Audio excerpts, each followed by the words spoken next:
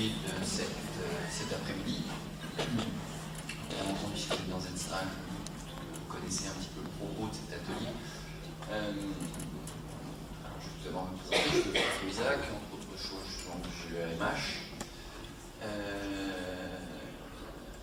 Et on avait donc le GEAMH avait comme souhait de donner de la place durant ce congrès à cette technique un petit peu relativement nouvelle qui est la mindfulness. Manifestement, on ne s'est pas trompé dans notre orientation, puisque j'étais frappé d'entendre systématiquement dans toutes les interventions de toutes ces premières journées, à chaque fois, au moins à un moment, entendre parler de méditation. Donc à chaque fois, entendre parler au moins de méditation. Donc là, le propos de cet atelier va être d'essayer d'un petit peu préciser ça, et avec le sentiment que, en effet, j'aime à penser que c'est susceptible de vous intéresser. Je sais aussi que c'est un abord qui, j'espère, suscitera votre intérêt. Pour ma part, il a suscité beaucoup d'intérêt à la fin de ma formation de psychologue clinicien. On s'est posé la question de savoir quel psychothérapeute est-ce que j'avais envie d'être. Je me suis formé à la fois aux thérapies cognitives et comportementales et à la fois à l'hypnose, ce qui en soi réalise déjà un exercice assez dissociatif. Les TCC ont connu une première vague qui était comportementale, où il était question de désensibilisation systématique, de choses comme ça. Ensuite une seconde où il a été question de propos cognitifs. On s'attardait au phénomène de la pensée, avec la reprise des notions des stoïciens. Si un phénomène te trouble, ce n'est pas ce phénomène qui te trouble, c'est ce que tu t'en dis. Il y a eu une synthèse qui s'est opérée entre ces deux mouvements pour former la représentation classique, je dirais, qu'on peut avoir des thérapies cognitives et comportementales. Et là, il y a une troisième vague qui manifestement vient d'émerger, où un élément qui jusqu'à présent était un peu le parent pauvre des TCC, qui était l'émotion, on se donne un outil, on s'est doté vraisemblablement d'un outil, d'une méthode, d'une technique pour l'aborder. Alors les sources d'inspiration sont un peu exotiques, mais je pense que dans un colloque sur l'hypnose, on va certainement voir plus avant, c'est un outil qui peut peut-être susciter votre intérêt. Alors pour présenter cet outil, ma collègue Manuela Santamarina va proposer donc à proprement un atelier. Se poser la question de savoir qui ferait cette intervention. Il se trouve que Manuela est formée à la mindfulness depuis maintenant un certain nombre d'années. Il y a des questions de méditante et aussi de psychothérapeute. Elle est allée aux États-Unis, elle travaille avec Kabat-Zinn. Donc voilà, je pense que c'est celle qui, notre équipe, était la plus qualifiée pour vous dire quelques mots sur la mindfulness. Et je lui cède d'ailleurs la parole dans ce sens. Merci. Alors déjà, c'est un petit peu impressionnant pour moi, surtout quand j'entends parler comme ça, donc je vais essayer de profiter de tout ce que j'ai appris par la présentation juste avant, profiter du coup de cette expérience mindful. J'ai effectivement l'impression qu'on a énormément parlé de la méditation déjà depuis ce matin. Donc l'idée un peu de cette présentation, ça serait que ce soit un atelier, vraiment un workshop, que ça puisse vous aider au niveau pratique. Donc je vais vous demander, si c'est possible, si vous avez des questions, de les poser directement, en fait, et pas forcément attendre. Après il y aura un temps vraiment d'exercice pratique à la fin, mais parce que j'aimerais que ça soit plutôt dynamique, et justement s'il y a des cas cliniques ou des choses que vous aimeriez poser des questions là-dessus, n'hésitez pas effectivement par rapport aux différentes informations que je vais vous apporter au fur et à mesure. Donc voilà, parce que le propos ça va être effectivement de parler de la méditation de pleine conscience, mais surtout faire les liens avec l'hypnose, étant donné que c'est un colloque d'hypnose, et de voir comment est-ce que vous pouvez l'intégrer vous dans votre pratique. C'est pas le propos juste de faire une formation mindfulness en 1h30. L'autre a déjà un petit peu expliqué pourquoi est-ce qu'on parle de la mindfulness dans ce colloque. Très clairement, parce qu'il y a un énorme engouement en ce moment pour cette technique thérapeutique. Parce que, alors, c'est tout l'intérêt, et là, je pense que c'est la question autour de quel est le lien entre la mindfulness et l'hypnose, c'est que ce sont les deux seules thérapies dont leur nom est un état modifié de conscience. Tous les autres types de thérapies ont comme nom l'outil qu'elles proposent pour la thérapie. Comme les thérapies cognitives et comportementales, on va travailler à travers les cognitions, le comportement, la psychanalyse, on va chercher à analyser. L'hypnose et la méditation sont en soi juste des états modifiés de conscience. Ça peut être aussi intéressant de regarder un peu le lien entre l'hypnose et la méditation, qu'elles ont une histoire spirituelle à la base. C'est-à-dire que l'hypnose, on peut quand même pas mal... souvent on parle en fait de chamanisme, et ce sont quand même les histoires et les racines de l'hypnose. Et pour la méditation, on ne peut pas ne pas parler bouddhisme. La méditation, la mindfulness, c'est de la méditation, rien de plus. Donc ça, c'était aussi, je pense, deux éléments très importants du fait que fois qu'on pose la question hypnose et méditation, et on essaie de créer des liens. Et donc aujourd'hui, parce qu'aussi, c'est un colloque sur le corps et l'esprit, et nous verrons à travers la présentation, et comme vous l'avez déjà un petit peu vu au décours des autres présentations, l'importance du lien corps-esprit, notamment dans cette technique de thérapie. Donc, comme je disais tout à l'heure, la mindfulness n'est rien d'autre que de la méditation. Mais le mot méditation n'est jamais vraiment très clair. En tout cas, pour l'instant, on est encore en train d'essayer de débroussailler en Occident, parce qu'il y a tellement de courants que dire que la mindfulness est de la méditation, c'est assez compliqué. Surtout que la méditation est énormément... le mot méditation est très connoté ici en Occident. On s'imagine tout de suite qu'on va avoir des petits bâtons d'encens, des gourous, des choses comme ça, et ça c'est vraiment très... un peu comme l'hypnose d'ailleurs, qui est, elle, malheureusement aussi très accablée par toute cette connotation négative. Donc voilà, donc on va un petit peu regarder ce que c'est que la méditation. Pour ça, on parle d'étymologie, qui vient donc du latin, meditare, qui veut dire rien de plus que l'entraînement. Dans le sens propre, c'est s'exercer au physique ou au moral. Donc c'est un entraînement, donc dans le cas de la méditation telle que l'on est en train de parler aujourd'hui, c'est un entraînement psychique, rien de plus. D'ailleurs, en France, lorsqu'on dit je vais méditer sur la question, je vais méditer sur tel point, sur mon existence ici sur Terre, par exemple, c'est une façon d'employer ce verbe de façon très occidentale, même très chrétienne. C'est-à-dire que lorsqu'on dit méditer, c'est réfléchir. Alors que si on revient à la base, donc comme je disais tout à l'heure au niveau de l'étymologie, méditer, c'est uniquement un entraînement, on verra tout à l'heure, un entraînement de l'esprit à essayer d'aborder une situation, une pensée, ou des sens même, sans jugement. Et pour ça, ça se rapproche finalement beaucoup plus de ce que nous on appelle la contemplation en Occident. Surtout par exemple la contemplation qu'on retrouve dans nos religions, comme tout ce qui est chez les chrétiens, où ils utilisent vraiment même des retraites de contemplation qui sont en fait des retraites de méditation telles qu'on entend présenter aujourd'hui. Et pour ça, je reprends une définition d'entrée vide. La contemplation, donc dans ce cas-là, j'essaie de parler de la méditation, est l'attitude de la conscience quand elle se contente de connaître ce qui est, sans vouloir l'utiliser, le posséder ou le juger. Et en fait, je pense que la présentation d'aujourd'hui n'est que ça, et essayer même de commencer à s'approcher de ce que ça pourrait être, d'observer quelque chose sans juger. C'est quelque chose dont on n'est pas du tout habitué de faire, et on prend plusieurs séances avec nos patients, déjà rien pour qu'ils puissent toucher du doigt ce concept-là. Donc voilà, c'est ce que je vais essayer de faire. Toujours un petit peu dans cette définition du terme de méditation, j'ai repris une définition hindouiste selon laquelle la méditation serait une concentration sans effort du mental sur un objet unique.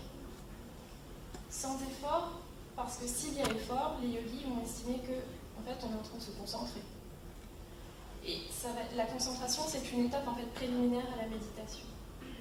Ils prennent en exemple le filet d'huile, ça me fait penser à cette technique de massage Shirodhara où vous pouvez de l'huile sur la tête de la personne. La méditation serait comme si on versait en fait de l'huile. Et lorsque le filet d'huile est en discontinu, c'est-à-dire qu'on n'arrive pas à verser vraiment l'huile de façon continue, on est en train de se concentrer. À chaque fois, on est en train de ramener l'attention. Si on arrive à avoir un filet d'huile continu, ça c'est de la méditation, enfin, en termes attentionnels. Ça c'est un peu l'image que je trouve assez parlante. Et dans cette définition encore de la méditation, donc on parle d'un objet unique. Donc, quel peut être l'objet de méditation? Et là est toute la question, parce qu'en fonction de l'objet sur lequel je vais méditer, on va avoir différents types de méditation, ça ne va pas du tout avoir le même effet. Si je porte mon attention sur des images mentales, ou des phrases répétées comme les mantras, ou la respiration, ou une partie de mon corps, ou une émotion, ou un son, ou en fait n'importe quoi, je suis en train de méditer. Mais ce qui compte, c'est que je maintienne mon attention sur cet objet. Tout à l'heure, on a entendu lors de la présentation de Pierre Rabhi, il a dit comment faire un peu pour débroussailler ces différentes techniques de méditation. Et donc, on avait un exemple, un scindé, on a la méditation de focalisation, vraiment, et les méditations plutôt ouverture de la conscience. Il existe aussi une autre manière peut-être de différencier les méditations, c'est en fonction de l'objet sur lequel je vais porter ma concentration. Si je porte mon attention sur un objet imaginé ou visualisé, ou en tout cas qui est la production de mon esprit, je suis en train d'avoir des techniques dites de visualisation, mais en tout cas où je suis en train de porter mon attention sur quelque chose qui n'est pas tangible, qui n'est pas expérientiel. C'est quelque chose où il y aura tout de suite la dimension de subjectivité qui va apparaître. Et en fait, on va être dans des techniques beaucoup plus transcendantales et dynamiques. Il va y avoir une relation entre l'expérience et en même temps ce qui produit. Tandis que si on prend d'autres techniques de méditation, on va observer qu'au contraire, elles vont vraiment chercher des techniques de présence. Chercher à avoir le moins de subjectivité possible. À être vraiment dans l'instant présent. De prendre la chose telle qu'elle vienne, de s'incarner d'ailleurs dans cet instant présent, et d'essayer le moins possible de l'analyser, de l'étiqueter, ou tout simplement déjà d'essayer d'apporter du nous dans l'expérience. Et aujourd'hui, je pense vraiment que c'est important de dire que aujourd'hui je vais vous présenter uniquement les techniques de présence. Et pour moi, il y a une énorme différence entre les techniques de concentration sur un objet produit et les techniques plutôt expérientielles où c'est vraiment sur l'instant présent. Ça n'a pas encore été vraiment différencié, vous me dites si je me trompe, mais ça n'a pas encore été vraiment étudié d'un point de vue neuroscientifique, les différences là-dessus. Mais je pense qu'au niveau de tout ce qui est des techniques de concentration type plutôt transcendantale, sont celles qui s'approchent pas mal de l'hypnose, en fait. On en parlera un petit peu tout à l'heure, parce que si après il y a qu'est-ce que l'hypnose, donc c'est encore un autre thème. Je ne sais pas si je vais m'aventurer là-dedans. Mais en tout cas, aujourd'hui, je vais vous présenter les techniques de présence. Donc on a la mindfulness, mais on a aussi la méditation zen, comme on a vu tout à l'heure, ou encore vipassana, et encore plein d'autres. Est-ce qu'il y a des questions déjà par rapport à ça? Oui. Est-ce qu'on peut mêler les deux techniques dans la même séance? Je pense aux techniques, au groupe que nous faisons avec Estelle, où j'ai l'impression qu'on passe par moment par la concentration et par moment par... Oui. C'est faisable. Oui. Oui. À partir du moment où on passe son attention sur un objet, donc soit production d'esprit imaginé ou alors sur un objet concret, expérientiel, en fait ce qu'on va demander à la personne, c'est de venir déplacer son attention. À partir du moment où on déplace son attention, on est en train de changer de type de méditation. Mais est-ce que c'est nécessaire et est-ce que ça facilite le passage à l'état mindfulness de débuter par la concentration? Oui, alors ça justement je m'étais pour la fin, mais effectivement je pense que ça peut être très intéressant de passer d'un objet à un autre. Il y a des objets qui sont beaucoup plus faciles et plus difficiles, je pense qu'on essaiera de le voir aussi au fur et à mesure des exercices. Et je pense que oui, même dans les techniques Vipassana, avant Vipassana, on médite sur des objets beaucoup plus faciles pour aider la personne à s'entraîner attentionnellement, et après on va aller vers des techniques plus dures et des objets plus difficiles sur lesquels on va porter son attention. Donc là vous avez une très jolie photo parce qu'on m'a dit de mettre des images. Ah pardon, oui. Ce matin, Pierre-Emile nous a parlé de deux systèmes, soit la focalisation, ce que vous proposez, où tout le reste, c'est de la distraction qu'on essaie d'éliminer, ça j'ai compris, ou soit l'ouverture où tout est distraction et on essaie de faire le vide ou quelque chose comme ça. Est-ce que c'est très différent, mais finalement le résultat est le même? Le résultat entre... L'état, finalement, on aboutit au même état. Et je ne pense pas qu'on aboutisse au même état. Justement, c'est pour ça qu'on les distingue. C'est-à-dire que je pense qu'il se passe vraiment des choses différentes, et c'est d'ailleurs pour ça. Enfin, il y a même des études, je crois, qui montrent que quand même il y a des différences, même, je crois que c'est chez Hansdal. En 2009, il a fait, je crois, une étude où il montrait justement que c'était très important, lorsqu'on faisait des études de ce type-là, de différencier si on est sur une méditation très focalisée ou au contraire ouverture de conscience. Mais ça ne veut pas dire qu'il y en a une autre, et je pense qu'effectivement, tout l'enjeu thérapeutique, c'est de savoir quand est-ce qu'on propose de placer son attention sur quelque chose de focalisé ou sur quelque chose de... Enfin, une ouverture d'esprit. Surtout pourquoi, par rapport à quel patient, chaque état, enfin chaque recours à la méditation a un effet différent. C'est pour ça que derrière le terme générique, disons, de méditation, en fait, voilà, on détaille un peu qu'il y a à la fois différents modes, soit focalisés, soit très détendus, et différents objets. C'est-à-dire le simple être, ce qui se manifeste à moi spontanément, ou bien une image, une représentation plus transcendantale. Et à chaque fois, en fait, ça va constituer un objet d'intervention sensiblement différent. Mais on verra justement ça, la question de la stratégie thérapeutique, comment adapter ça dans notre pratique. Donc voilà, pourquoi est-ce que j'ai mis cette image? Parce qu'on m'a dit de mettre des images, et je trouve qu'elle n'est pas du tout parlante, cette image, c'est bien pour ça que je l'ai mise là. C'est la difficulté de savoir qu'est-ce qui se passe dans la tête de quelqu'un quand on lui demande de s'asseoir et de fermer les yeux. Et c'est tout l'enjeu, je pense, au niveau de la thérapie, c'est de guider cette personne sans venir suggérer trop, parce que sinon on est plutôt en train d'aller vers l'hypnose, et réussir à l'accompagner dans cet état méditatif. C'est extrêmement difficile. Et d'ailleurs, je ne pense pas qu'on puisse vraiment savoir ce qui se passe dans la tête de cette jeune femme en train de méditer. Donc pour en revenir à en quoi consiste exactement la mindfulness, donc là on voyait la méditation de façon générale, donc là on va s'arrêter aux techniques de présence et aujourd'hui vraiment à la mindfulness. Et donc on a ici une définition faite par John Kabat-Zinn qui a l'air très simple et en même temps je trouve très difficile à toucher du doigt encore une fois. Donc la pleine conscience ou mindfulness signifie diriger son attention d'une certaine manière. Donc, on parlait tout à l'heure de cette histoire de concentration fluide, délibérément, au moment voulu et sans jugement de valeur. Et ça, chacun de ces points demande un grand entraînement en fait finalement. Parce que délibérément, ça c'est vraiment très difficile, c'est de dire je vais porter mon attention, donc ça on va voir dans 5 secondes, on va essayer de le faire, porter mon attention sur quelque chose et réussir à maintenir mon attention sur cet objet, c'est extrêmement difficile. Et réussir à repérer que je ne suis plus en train de porter mon attention sur cet objet, c'est encore plus difficile. Et tout ça sans jugement de valeur, par rapport à l'expérience que je suis en train de faire, ou même par rapport à l'objet sur lequel je suis en train de méditer. Donc là, ça peut paraître pas très clair, mais on va faire l'exercice tout de suite. Et donc, je vais vous demander si vous êtes d'accord de faire l'exercice avec moi.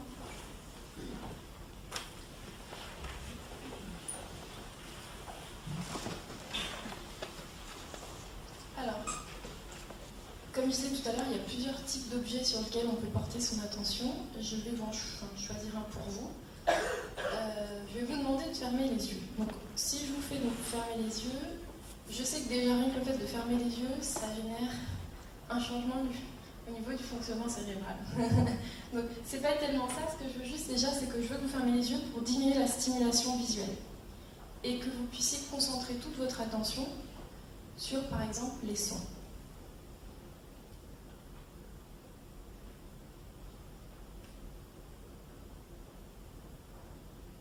Uniquement sur les sons.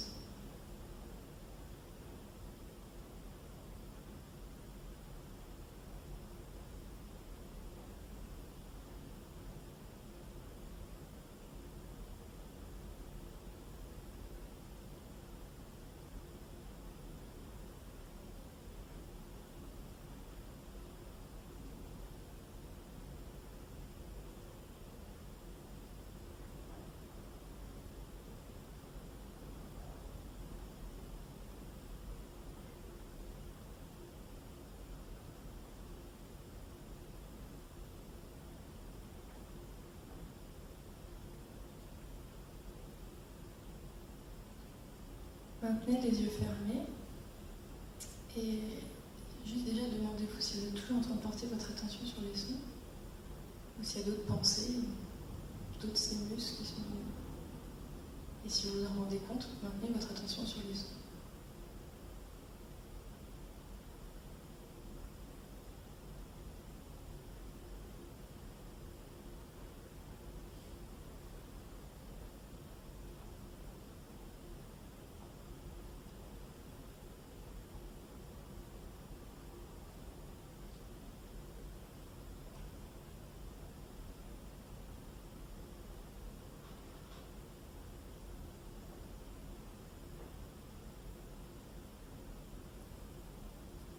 Toujours en continuant l'exercice, essayez non seulement donc de voir si vous êtes toujours en train de porter votre attention sur les sons, mais si ce n'est pas le cas, de voir qu'est-ce que vous êtes en train de faire. Est-ce que je suis en train de me dire qu'est-ce que c'est que ce truc qu'on est en train de faire maintenant?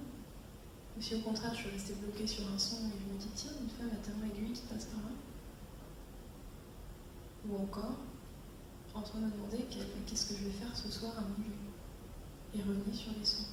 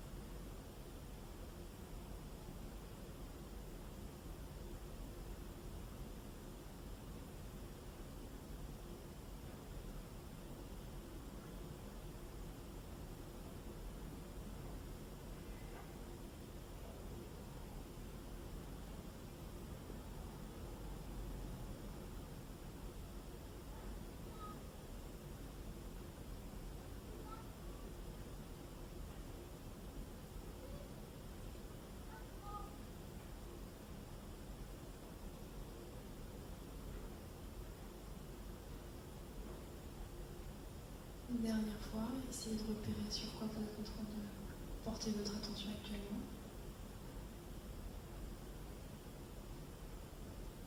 Et une fois que c'est fait, vous pouvez ouvrir les yeux.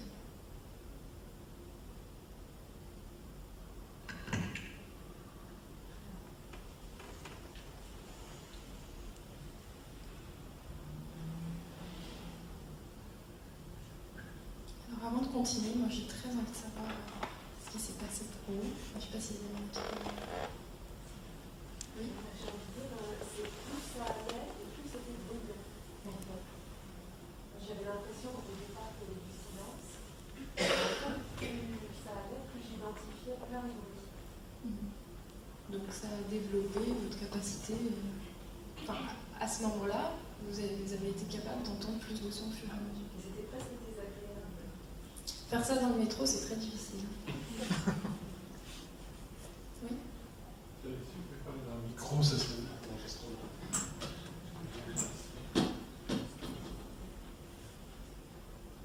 Moi, quand vous nous avez demandé de se concentrer, c'est revenu tout de suite ce qu'on avait évoqué ce matin, des synesthésies. Parce que je voyais la ventilation, je commençais à avoir une chute. Puis je dis, mais est-ce que le fait de voir la chute associée au son, est-ce que je me concentre vraiment sur le son? Après, j'avais des sensations d'avion, même des sensations kinesthésiques. Je sentais un peu l'avion qui bougeait, comme une traversée de l'Atlantique. Je me concentrais sur le son, mais j'avais des tas d'expériences qui me venaient. Toutes les associations. Alors, je savais pas si je devais essayer d'éliminer et d'effacer ces autres sensations, ces autres perceptions, ou me concentrer sur le son ou pas. Et il fallait se concentrer sur le son, donc c'est exactement ça. Alors déjà, ça c'est très important. On ne rate jamais un exercice de mindfulness. Vous ne pouvez pas rater. C'est pas possible. Okay? C'est-à-dire que rien que déjà, lorsque vous êtes posé cette question, il y a une prise de conscience que je ne suis pas juste en train de prendre conscience des sons, je ne suis pas juste en train de porter mon attention sur des sons, je suis aussi en train de rajouter plein de trucs autour, toutes les associations que je fais. Donc bon, après où est-ce que, ça c'est au fur et à mesure de l'apprentissage de la méditation, mais à partir du moment où déjà je suis en train de prendre conscience que je suis plus en train de porter mon attention sur le son, je suis en mindfulness. Parce que j'ai pris conscience de ça. Donc, l'exercice est réussi. Et effectivement, là, l'exercice était uniquement de porter son attention sur le son. D'où l'importance, en fait, de la consigne de départ lorsqu'on est en train de méditer. D'autres expériences, on continue. Oui. Attendez, je vous donne le micro.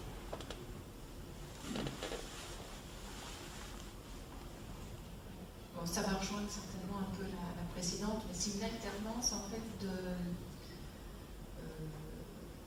d'entendre le son, mais en même temps de l'analyser, c'est-à-dire c'est une femme qui est talon aiguille, la ventilation, et d'autres moments où on n'est plus là-dedans et on a l'impression d'être le son en lui-même. Enfin, de ne plus avoir de différenciation, de coupure, et ensuite à nouveau de revenir dans l'alternance comme ça. Vous étiez consciente que, quand vous dites que j'étais le son moi-même, vous étiez consciente que vous aviez cette vision-là ou pas? Je ne suis pas sûre au moment de, ouais. Mais après. Voilà. Oui, c'est surtout après. Donc là, cette notion-là, on va la revoir après, c'est le moment où je fusionne avec ce que je suis en train de vivre et le moment où je défusionne. Lorsque c'est même plus vraiment que je suis en train de mettre une interprétation sur ce que je suis en train de vivre, mais que tout simplement je suis ce que je suis en train de vivre.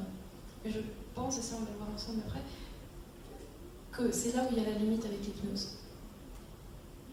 Ça vient après, hein. Cette histoire du moment donné où je suis dans ce que je vis et où j'observe ce que je vis. Je voulais dire oui. que moi j'avais essayé de pas être en conflit avec l'autorité, parce que plusieurs fois tu as rappelé le son, donc c'est vrai que je ne savais pas comme monsieur s'il fallait laisser aller, comme dans l'hypnose, sa fantasmatique qui moi m'évoquait irrémédiablement un bateau, et je me disais mon moteur diesel tourne très très bien, la ventilation, et je disais non, pas le son. C'est vrai que, comme tu rappelais, la consigne c'est vrai très important parce que j'étais pris un peu. Et puis après, c'est très intéressant. Alors après, le rapport qu'on a avec l'exercice parle beaucoup de nous. Et ça va être un outil thérapeutique. C'est-à-dire, là, on voit que tu es très attaché à l'hypnose. Et donc, voilà, ça, c'est toi, quoi. Donc, et après, c'est aussi, mais qu'est-ce que c'est quand on donne une consigne et qu'il faut que je suive la consigne? Moi, j'aimerais plutôt aller par là. Et donc, ce que ça veut dire... c'est très contraignant la méditation, moi je trouve que c'est pas du tout relaxant, c'est pas agréable, moi je trouve pas ça si génial que ça la méditation. Et dès que ça devient trop agréable, trop bien, c'est là où je pense qu'on n'est plus en train de méditer. C'est juste, ça va dans le même sens, j'avais l'impression qu'à un moment donné, effectivement, j'entrais dans l'espace hypnotique, pratiquement en arrive à identifier, et effectivement, des synesthésies ou d'autres expériences se rajoutent, et là, c'est notre espace thérapeutique.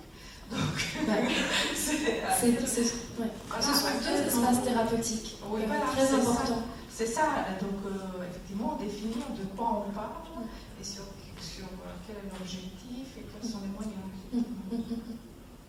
Alors, je vous propose de continuer. S'il y a d'autres questions, on pourra justement les voir après, mais c'est très vrai cette histoire des deux espaces, et justement, on verra comment faire pour les combiner.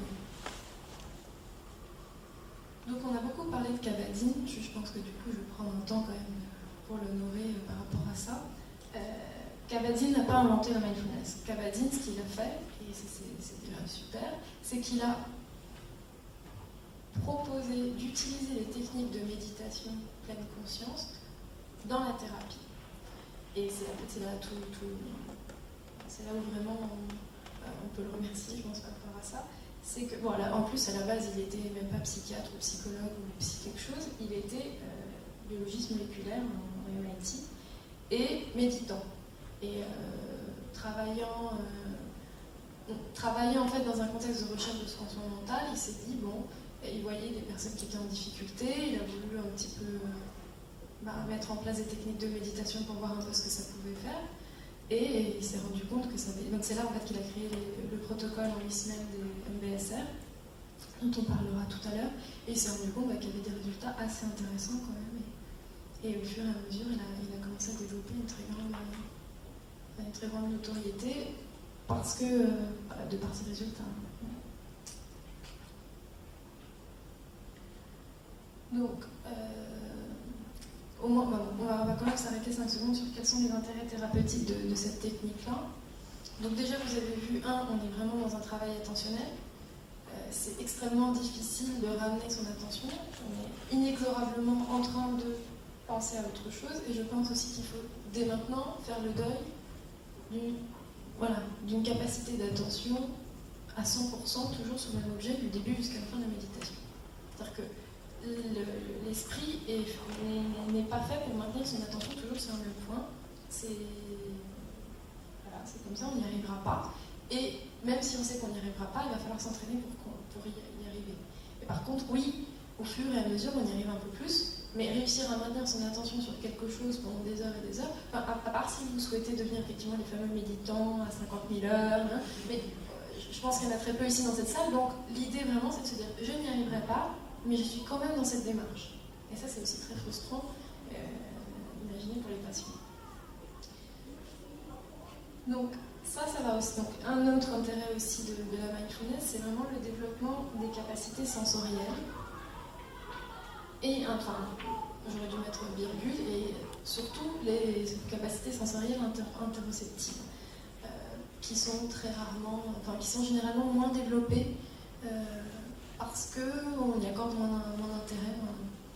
En gros, on préfère développer certains sens qui se mettent en relation certainement avec les autres, mais les sensations interoceptives sont souvent mises de côté, alors que c'est très intéressant pour un retour vers soi. Sauf qu'aujourd'hui, on est beaucoup vers l'extérieur et que c'est un outil vraiment très intéressant pour retourner se recentrer. Un autre élément très intéressant dans la méditation, c'est le travail sur l'impulsivité. Et ça, je pense que c'est essentiel, surtout pour certaines pathologies. Je pense notamment aux addictions ou aux personnalités borderline, et on verra qu'il y a quand même pas mal de programmes justement de mindfulness qui sont proposés dans ces cas-là. Avec l'idée qu'il va falloir apprendre à différer. Donc il n'y a pas eu beaucoup ici de retour autour de l'exercice par rapport. Donc là, il y a beaucoup de pensées, mais il pourrait y avoir aussi ce qui est tout d'un coup, j'ai mon dos qui me fait mal, je me suis souvenue, et donc j'avais envie de bouger parce que je supportais pas, par exemple, la position. Enfin, en même temps, je ne vous ai pas demandé de maintenir la position, mais comme on disait tout à l'heure, la position de lotus, c'est vraiment très difficile, et généralement, ça provoque pas mal de douleur. Et c'est aussi apprendre à différer, parce qu'il y a des exercices où on dit vous ne bougez pas, même si vous avez mal, vous ne bougez pas, et donc c'est apprendre à différer ces douleurs, différer en fait, d'une certaine façon, le mouvement ou la réaction face à la douleur, plutôt. Et donc ça, c'est aussi un vrai exercice, donc ça peut être avec la douleur, mais ça peut être aussi avec autre chose. Les hyperactifs, ils sont assis en train de méditer, ils disent mince, en fait, il faut que j'envoie un mail à un tel, et donc ils ont tout de suite envie de se lever et faire 1000 autres choses plutôt que s'asseoir et méditer. Et donc là aussi, on est dans un exercice de différer. Et on travaille aussi sur l'impulsivité. Et enfin, c'est là-dessus que j'aimerais beaucoup, j'aimerais vraiment m'arrêter là-dessus, on verra ça tout à l'heure, c'est l'histoire de l'exposition émotionnelle. Je suis TCCiste aussi, et j'ai beaucoup travaillé jusqu'à maintenant avec cette histoire de... par exemple, un déprimé qui arrive et qui dit oui, de toute façon, le monde est nul, personne ne m'aime. Et donc, nous, on a appris à développer des pensées alternatives, travailler sur les cognitions. Oui, mais on pourrait aussi envisager que peut-être ce qui vous est arrivé, c'est un concours de circonstances, on va venir valoriser ou apporter d'autres pensées, dites des pensées alternatives, et montrer que la personne pourrait aussi penser d'une autre manière que ce qu'elle pense. Et là, l'intérêt de la mindfulness, c'est au lieu de dire oui, certes, vous voyez le verre à moitié vide, mais peut-être que vous pourriez voir le verre à moitié plein. Généralement, les gens ne croient pas, c'est pas très efficace. Et ce qui peut être beaucoup plus intéressant, c'est de dire vous avez raison, le verre il est à moitié vide. Mais ce que vous ne voyez pas, c'est qu'il est aussi à moitié plein. Et donc, on n'est plus en train de proposer à la personne d'éviter de penser comme elle le fait, mais plutôt de venir intégrer ça de dézoomer en fait, de se défocaliser par rapport à ses pensées et de voir la chose de façon un peu plus globale. Et c'est là où en fait on va laisser à la personne vivre son expérience, mais on va venir la lui proposer dans quelque chose de plus tolérable et plus réel finalement aussi. On en parlera un peu aussi tout à l'heure de ça, parce que ça me semble essentiel. Et je vais vous proposer un deuxième exercice si vous êtes d'accord. Donc là c'est un exercice très court. L'exercice sur les sons, vous avez vu, c'était un exercice où on a porté notre attention sur un objet et on s'est focalisé sur cet objet. Donc là, je vais vous demander un exercice, de faire avec moi un exercice un peu plus difficile où on va venir engager et désengager l'attention sur justement des objets différents, comme vous disiez tout à l'heure. Je vais vous demander de choisir, et vous le gardez pour vous, une petite chose inconfortable qui vous arrive en ce moment. Donc, soit ce soir, je dois faire des cours, je dois faire à dîner et j'ai oublié d'acheter le rôti. Voilà, pas plus difficile que ça, s'il vous plaît. Pas de débordement émotionnel. C'est juste un petit inconfort de la journée qui en ce moment vous turlupine. Voilà, vous le choisissez, vous le mettez de côté. Et par rapport justement à ce petit inconfort de la vie de tous les jours, vous pouvez vous demander, donc fermez les yeux justement pour diminuer la stimulation visuelle. Et du coup, déjà, de voir, comme je disais tout à l'heure, cet élément, aujourd'hui, tel qu'il est pour vous. Prendre conscience, en fait, de ce qu'il y a là maintenant par rapport à ce petit inconfort.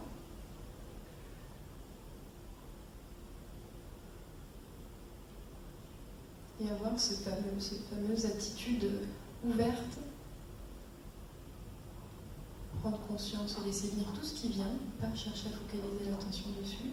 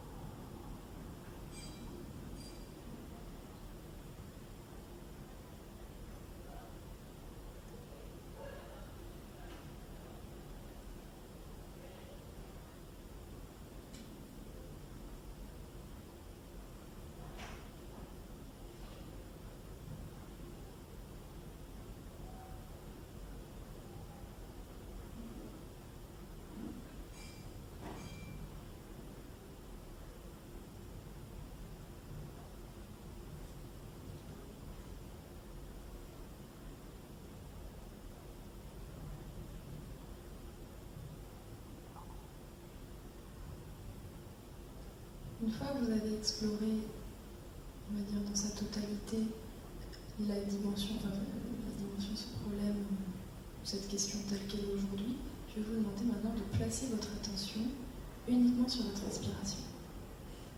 Et c'est toi vraiment de focaliser votre attention, ne rien laisser vous distraire.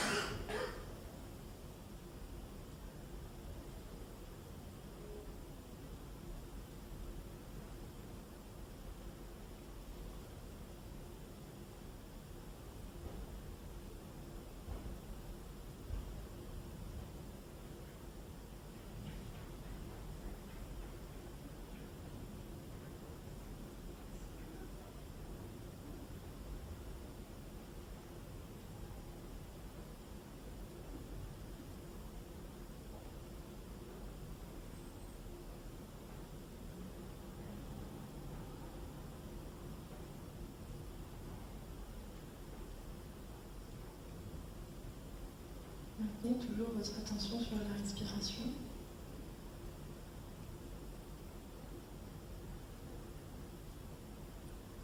Vous pouvez vous aider des différentes sensations,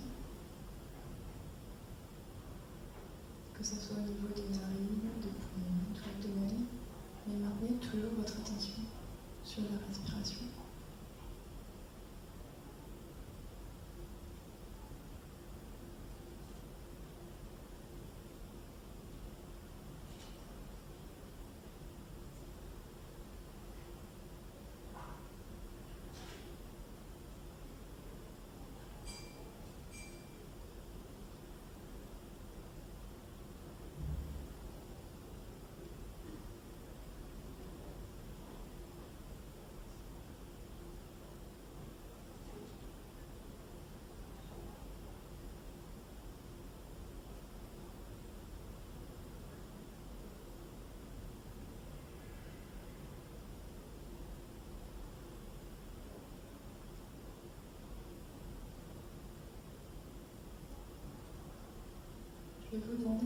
défocaliser votre attention et de réouvrir un peu votre conscience justement à ce qu'il y a aujourd'hui, ce qui est là,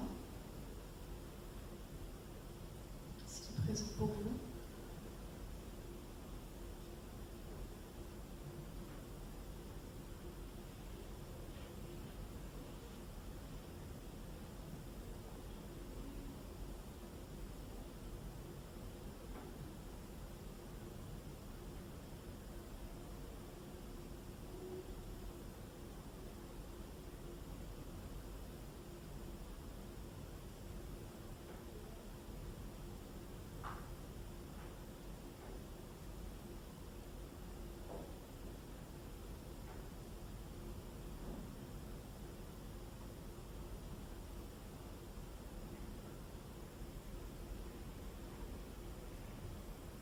Une fois que vous sentez avoir bien exploré ce qui est là aujourd'hui pour vous dans l'ici et le maintenant, vous pouvez ouvrir les yeux.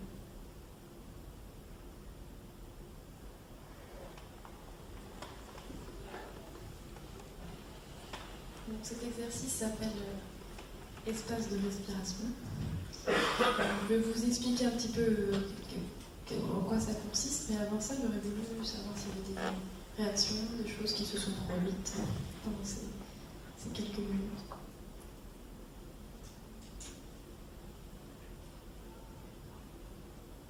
Très bien. Oui.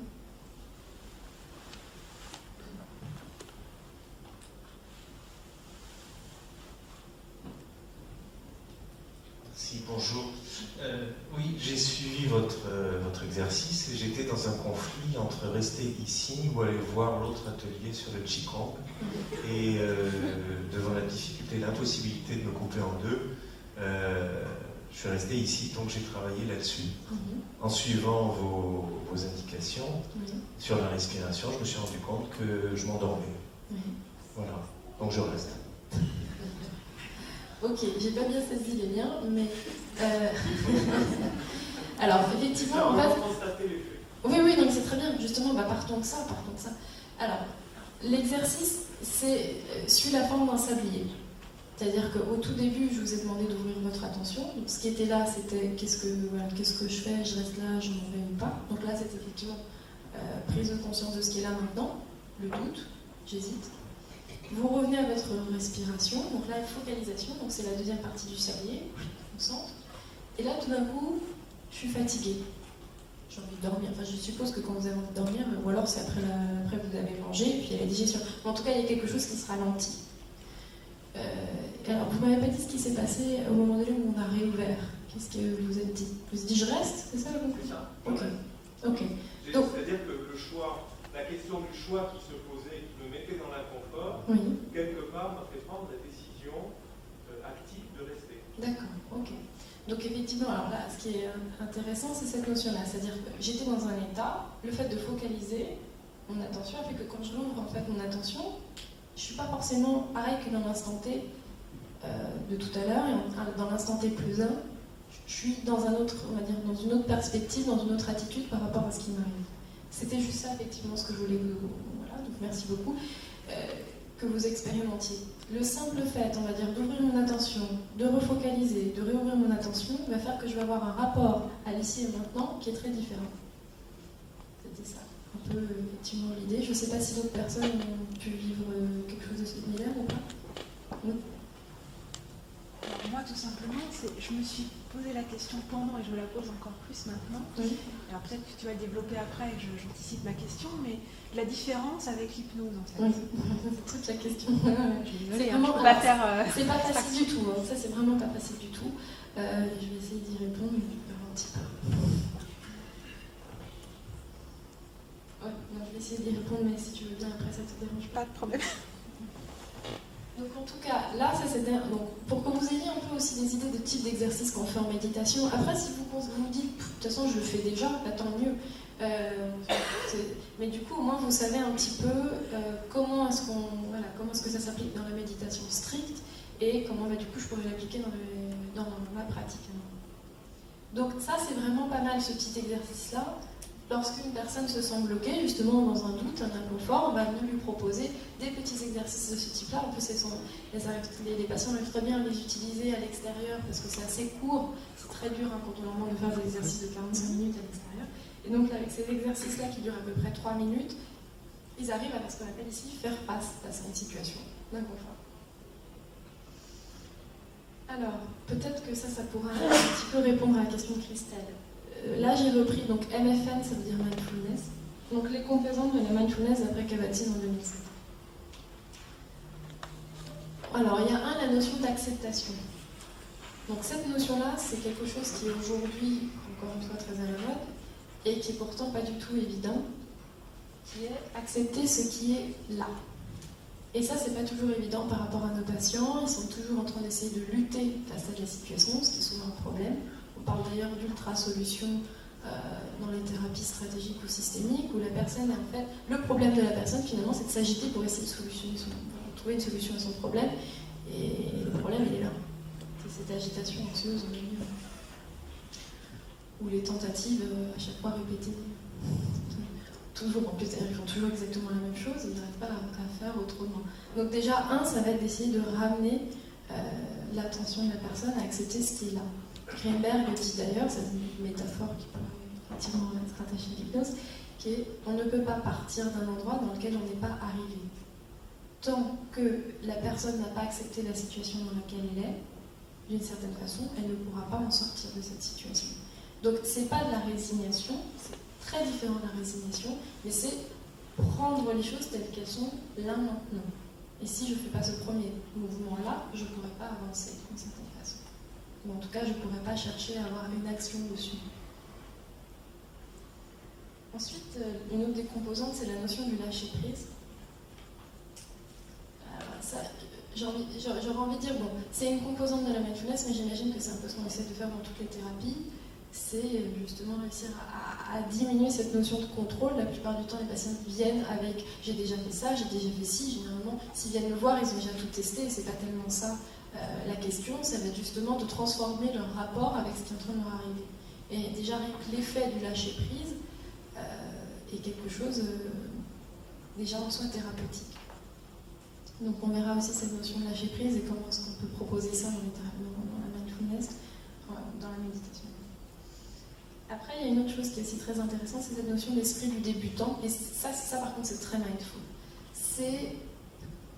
Moi, j'ai été frappée, peut-être que vous l'avez déjà vu ça, c'est les enfants qui rentrent dans le métro pour la première fois, qui sont en extase, et on voit qu'ils sont en train de vivre une expérience extraordinaire, alors que nous, on déteste prendre le métro, peut-être. On ne le vit pas du tout, en tout cas, de la même manière qu'un enfant qui monte dans un métro la première fois. Ou si c'est pas le métro, peut-être que vous avez déjà vu, en tout cas, un enfant vivre une expérience pour la première fois et voir la richesse de cet instant pour lui. Puisqu'il est en fait dans une attitude où il prend tout ce qui est là et tout d'un coup il découvre. Et il y a une explosion presque sensorielle, on voit tout qui vient à ce moment-là. Et ce qu'on demande un peu dans la mindfulness, c'est ça, c'est d'essayer de recréer à chaque fois que je vis une expérience, d'être dans cet état-là. Parce que au fur et à mesure que je m'habitue à une situation, en fait je vais développer des raccourcis cognitifs. Je connais ça, de toute façon le métro ça pue, les trains sont toujours en retard, hein. Et donc en gros, je suis déjà dans une prédisposition et je ne suis pas en train de vivre la situation et je perds une grande quantité d'informations et une richesse sensorielle. Donc l'intérêt de développer cet esprit du débutant, c'est aussi l'ouverture de nouvelles possibilités. Et ça, c'est quelque chose qu'on a aussi en hypnose. Maintenant, on peut venir la proposer de façon où la personne en fait est... je pense que là il y a la question de l'autonomie qui va se poser autour de l'esprit du débutant. Par exemple, un des exercices, je ne l'ai pas fait parce que je ne savais pas trop comment le mettre en place. Un des premiers exercices de méditation, c'est de donner un grain de raisin aux participants. Et on va passer 10 minutes à manger ce grain de raisin. Okay. Et ça va être, j'observe le grain de raisin et ça va déployer tous mes sens autour de ce grain de raisin. Donc, je l'observe et je laisse venir justement tout ce qui pourrait venir à l'esprit par rapport à ce grain de raisin. Et d'ailleurs, on ne parle même pas de grain de raisin, on parle d'objet. Parce que déjà, quand je dis grain de raisin, c'est connoté. Peut-être qu'on pense cocktail, ou alors à ce moment-là, on pense allergie, quoi que ce soit, on peut se souvenir de quelque chose dans l'enfance, maman qui donnait des grains de raisin. En tout cas, déjà, quand je dis grains de raisin, il se passe plein de choses. Donc on dit aubergine. Ensuite, il y a toute l'exploration visuelle, toucher, odorat, j'en rate olfactif, merci, et gustatif, donc ça c'est la fin, parce qu'après il n'y a plus de raisin. Mais là, il y a aussi quelque chose, donc là ça vient du bouddhisme, et que je trouve aussi très intéressant, c'est qu'il ne parle pas des 5 sens, il parle des 6 sens. Un sens étant en fait une approche avec la réalité. J'ai accès à la réalité, soit par les 5 sens, par la vue, je ne vais pas essayer de retrouver les 5, mais le 6e, ça serait la pensée. C'est-à-dire, là on parle vraiment de la pensée comme en fait une façon d'aborder la réalité. Et je pense qu'en disant que la pensée est un 6e sens, on est vraiment en train de replacer la pensée dans ce que c'est, c'est-à-dire rien d'autre qu'une interprétation de la réalité.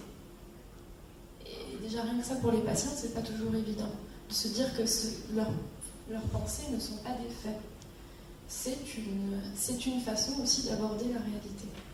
Donc, lorsqu'on est en train de faire l'exercice du grain de raisin, on va aussi inviter la personne à non seulement essayer d'explorer au maximum les 5 sens qui sont éveillés on va dire, au contact de ce grain de raisin, mais aussi d'essayer d'être conscient de toutes les pensées qui viennent et qui apparaissent au contact de ce grain de raisin.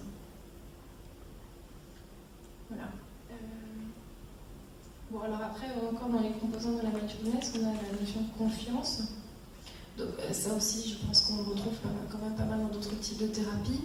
Je vais passer assez rapidement, la notion de confiance en soi et en ses capacités. Mais c'est vrai que la notion d'autonomie est très très importante dans la méditation, puisque comme vous avez vu, on essaie de guider le moins possible.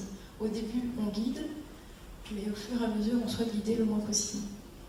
Du coup, il y a une espèce de développement, de sentiment de capacité personnelle qui est vraiment très important, qui est utilisé comme un outil thérapeutique dans la méditation.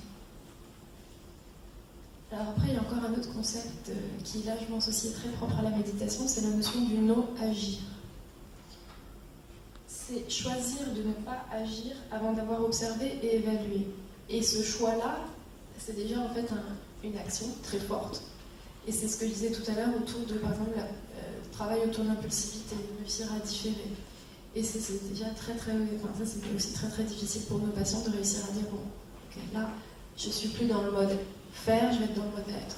Je laisse les choses être telles qu'elles sont et je ne vais pas chercher à agir dessus. Donc, là, j'imagine que vous voyez déjà beaucoup de choses qui se chevauchent, parce que si je suis dans le mode être, alors je suis en train de lâcher prise aussi sur la situation et la tentative de trouver une solution, donc dans l'acceptation. Donc effectivement, c'est vrai que tout ça, ce sont des composantes qui se chevauchent, mais il semble vraiment important qu'on les observe une par une, parce qu'elles peuvent aussi un peu permettre de définir ce que c'est vraiment la méditation, et en tout cas la mindfulness, et chercher un peu à la comparer à l'hypnose, on verra ça à la fin. Puis finalement, la patience, vous avez vu, tout ça, ça demande du temps. Je pense qu'au fur et à mesure qu'on médite, on a moins besoin de ce temps. Mais si je prends le temps d'une certaine façon, je pense qu'au début c'est vraiment nécessaire de prendre le temps, c'est parce qu'on est tellement stimulé. Donc déjà quand je vous demande de fermer les yeux, c'est parce qu'il se passe tellement de choses au niveau visuel, et on n'est tellement pas habitué, on est habitué à sélectionner les informations et tous les stimuli sensoriels qui viennent, qu'il faut vraiment qu'on prenne le temps pour justement pouvoir voir ce qu'on peut en faire de tous ces sens-là. Donc c'est pour ça qu'au début, on demande vraiment beaucoup de temps. Est-ce que je peux intervenir juste pour une chose? Dans ton tableau précédent, en fait, je vais faire comme Gaston. Je ne copie pas Gaston, mais quand même.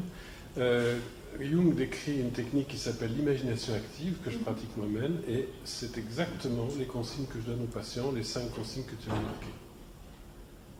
Tu vois, c'est exactement ça. Le lâcher prise, sauf qu'on rajoute le laisser advenir. Ouais. Mais bon. Ça fait partie le lâcher prise, le laisser advenir. En fait, exactement ton tableau d'avant, c'est exactement les consignes que je donne aux patients. D'accord. Bah, parfait, alors du coup, je ne sais pas si c'est de l'hypnose. Si c'est du mindfulness, j'en sais rien. Je ne sais pas. Non plus. mais qu'est-ce qui est à qui, qu'est-ce qui est à quoi? Là, je ne sais pas si je vais pouvoir vraiment répondre à ça, et puis je ne pense pas. Non, c'est pas la... Oui, c'est pas mais en tout cas, ce qui est intéressant, c'est de voir que ces ingrédients-là combinés ont un effet intéressant. Ah oui, oui. Mais j'essaierai de... En tout cas, ce que j'ai essayé de faire le maximum, c'était de rassembler des informations qui essaient de mettre en lien l'hypnose et la méditation pour voir leurs points communs et comment certains ont conceptualisé des divergences. Donc les différentes applications de la mindfulness. Aujourd'hui, la mindfulness est surtout appliquée en groupe. Je ne sais pas pourquoi.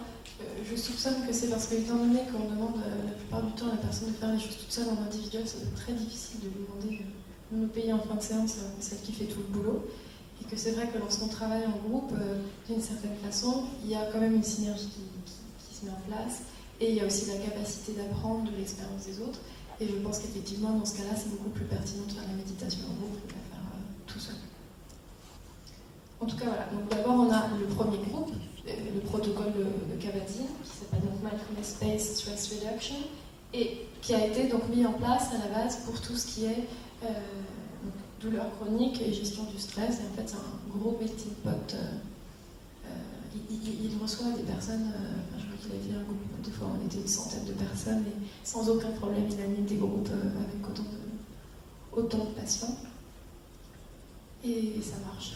C'est assez impressionnant, ça marche. Donc voilà, donc là en tout cas, il le propose vraiment comme gestion du stress et douleur chronique. La suite des types de groupes que vous allez voir ne sont que des déclinaisons finalement de ce groupe-là. Ça ressemble énormément les protocoles. La MBCT, donc Mindfulness Based Cognitive Therapy, est une adaptation de la MBSR par Williams, Sindel et Segal, je ne prononce pas très bien, qui ont en fait repris le protocole de Kabat-Zinn pour la prévention de rechute dépressive. Et en fait, ils ont en même temps aussi combiné avec des outils TCC, mais c'était déjà... Kabat-Zinn ne faisait pas des TCC, mais d'une certaine façon, lorsqu'il présentait la méditation telle qu'il l'a fait dans l'MBSR, il était déjà dans une démarche aussi d'apprentissage et aussi de relation, enfin, de diffusion par rapport aux pensées. Ensuite, on a DBT, donc Dialectical Behavior Therapy, qui a été créée par Marsha Linehan. Là, par contre, c'est une thérapie qui se fait en individuel, qui est très intéressante pour tout ce qui est les troubles de la personnalité borderline. Donc en fait, qui est un trouble quand même où il y a vraiment tout ce qui est l'habilité émotionnelle. On est vraiment dans les personnalités borderline, c'est vraiment ça en fait, notre cœur de travail, c'est réussir à travailler cette émotion, ce débordement émotionnel. Et du coup, la DBT est vraiment très intéressante dans ce cas-là, parce qu'on ne va plus chercher... le souci déjà des borderline, c'est à chaque fois qu'ils viennent à une séance, il se passe un truc différent d'une séance à une autre, on n'arrive pas à... Moi, en tant que TCC, il faut que c'est des protocoles, et donc en gros, hors de question d'utiliser un protocole avec un borderline, parce qu'à chaque séance, ils arrivent avec des nouveaux trucs, et après ça déborde dans tous les sens. Donc finalement, on ne travaille pas vraiment sur le matériel apporté toutes les semaines, on va plutôt, dans la DBT, on va travailler sur la relation qu'il va avoir avec toutes ces expériences. On va essayer justement d'avoir une diffusion par rapport à tout ça, un travail sur la relation qu'il entretient avec son émotion. Donc on verra ensuite aussi cette notion de la relation qu'on entretient avec cette émotion, ça on verra après. Ensuite, on a un autre groupe aussi qui a été créé par Marlatt. Donc ça, c'est Mindfulness Behavior Relapse Prevention. Donc là, c'est pour tout ce qui est addiction. Et comme je disais tout à l'heure, c'est très très intéressant pour la notion d'impulsivité et cette histoire du craving, c'est-à-dire le moment où ils ont vraiment très envie de se laisser aller dans l'addiction, et ça va être réussir à différer un maximum.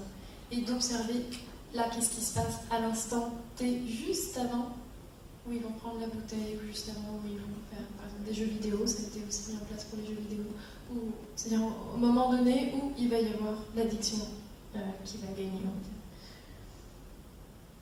Voilà. Et ensuite, donc tout ça, ce sont des protocoles qui se ressemblent énormément. Si vous voulez, tout est basé sur la MBSR. Donc ce que je vais faire, moi, j'allais vous proposer de vous parler rapidement d'un protocole, comme ça vous voyez ce que c'est. Et en gros, si je vous en présente un, vous pouvez à peu près vous représenter ce qui se passe dans les autres. L'ACT, donc là c'est Acceptance and Commitment Therapy. Donc ça c'est plutôt, ça a été apporté par Stephen Hayes. Et on est pareil en face à face dans ce cas-là.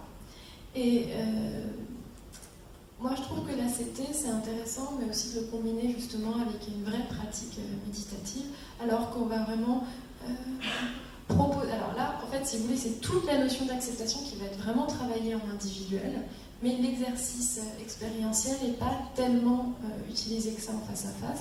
Et c'est là où je pense que c'est vraiment intéressant effectivement de travailler en groupe.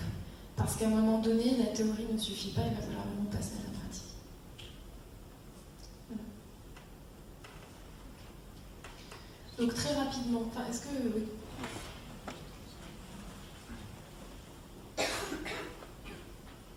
Merci. Je suis aussi impatient que vous abordiez un petit peu l'hypnose et la méditation. C'est une demande à nouveau, comme Madame l'a demandé. Mais je voudrais faire référence aux deux présentations visuelles que vous avez faites. D'abord, la précédente encore.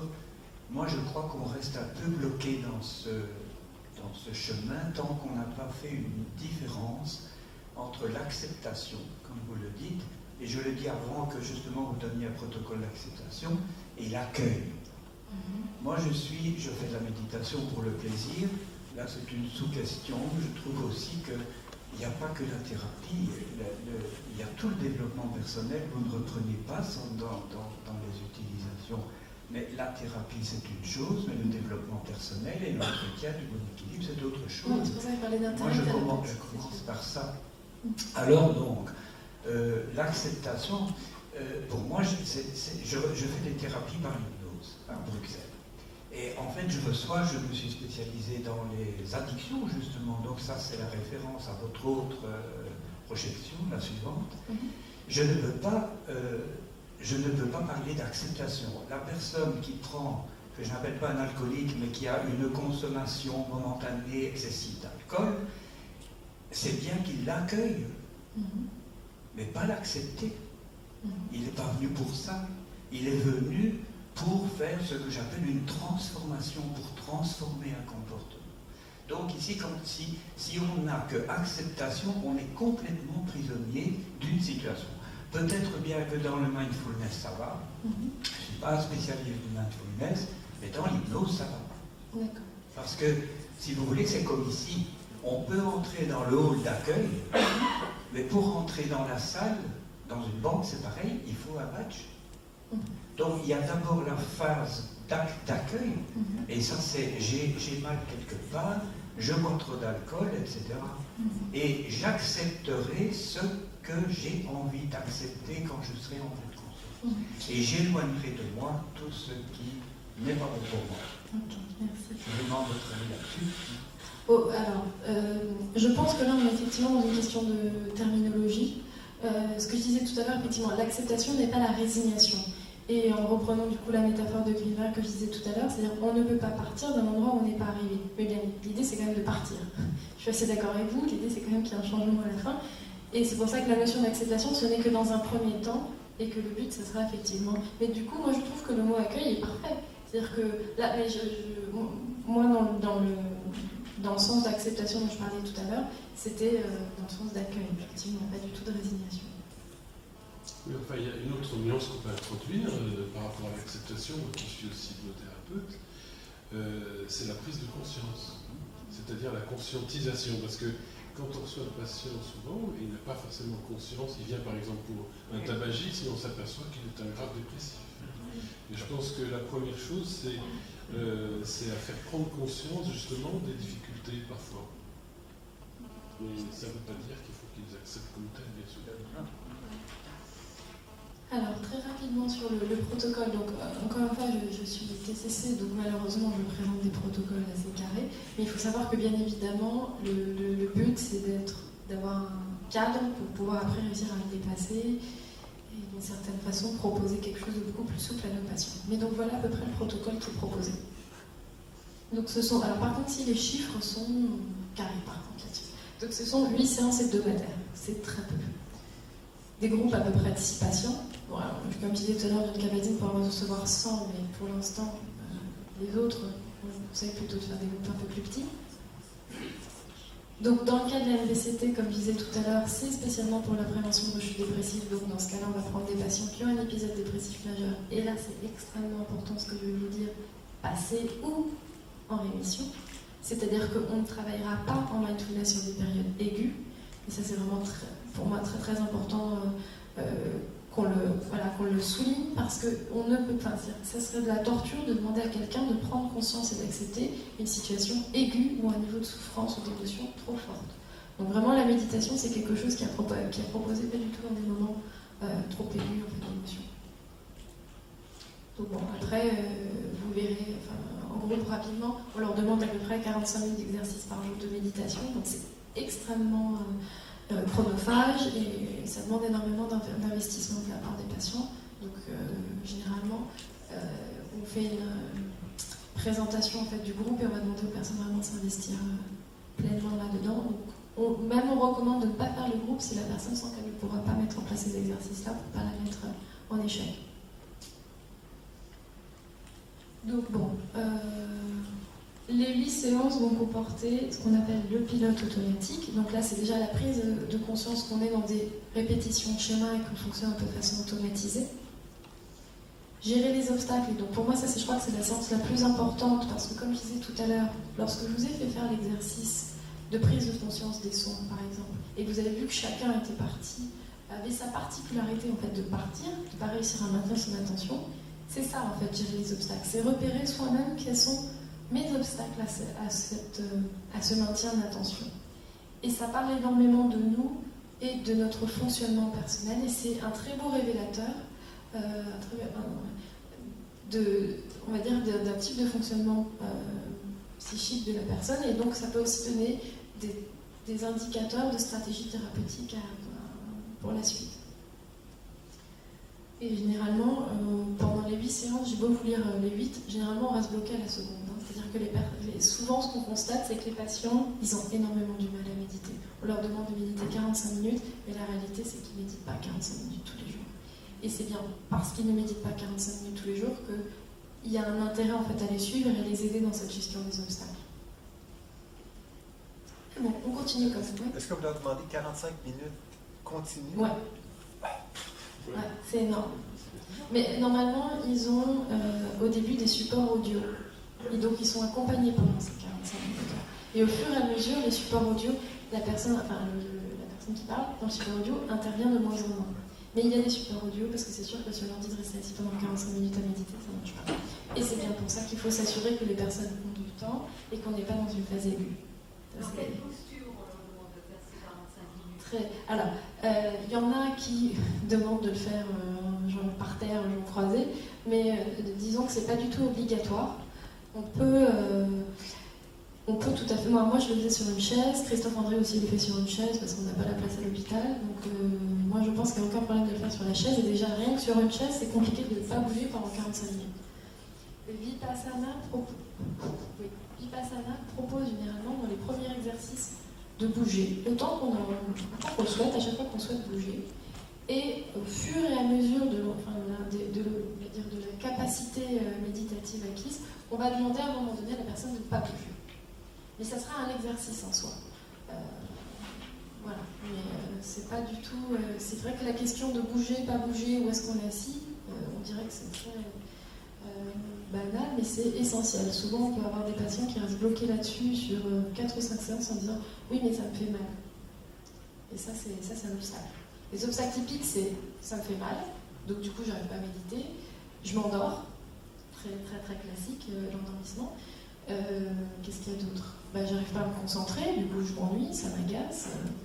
J'entends les bruits à l'extérieur et je me dis franchement, il pourrait faire un peu moins de bruit. Donc, tout ça, ce sont les obstacles typiques, et puis après, ça va être justement d'aider la personne par rapport à ces obstacles-là. C'est généralement assez parlant. Oui, je voudrais rajouter juste un petit truc. Moi, j'ai fait de la méditation avec Sogyal Rinpoche, qui est tibétain. Il acceptait des gens en fauteuil roulant et il disait que la posture n'avait pas d'importance. Et ce matin, il a été fait allusion plusieurs fois à la position du lotus. Ce qu'on oublie de dire, c'est que dans les régions orientales, ils prennent cette position très jeune. Et ils ont une hyperlaxité ligamentaire. Si vous demandez à quelqu'un européen, français de 45 ans de prendre la position de lotus, c'est impossible. Donc c'est une torture. Je pense que c'est pas utile. Oui, et puis en plus, c'est justement mettre la personne dans un niveau émotionnel tellement fort que du coup, il peut pas méditer. Donc, c'est pas la peine. Ok. Donc, bon, pour finir un peu les 8 séances, après, donc, on va avoir l'exercice sur la conscience de la respiration. Puis en fait, au fur et à mesure des séances, tout ce qu'on va faire, c'est essayer de développer cette attitude de l'attention délibérée au moment du lu et sans jugement. Et puis, on va s'amuser à changer à chaque fois d'objet, juste pour que la personne ait l'impression qu'on fait des choses différentes. En fait, on fait exactement la même chose. C'est-à-dire qu'on travaille sur cet entraînement attentionnel va être travaillé et à chaque fois sur des objets différents. Donc là, vous pouvez bon, expliquer la ligne rouge des cigales sensorielles par rapport aux points qui sont. Oui. Ça veut dire qu'on les filtre à travers les cigales sensorielles chaque fois. Oui. Alors c'est ce que je disais. Donc je répète ma question pour l'enregistrement.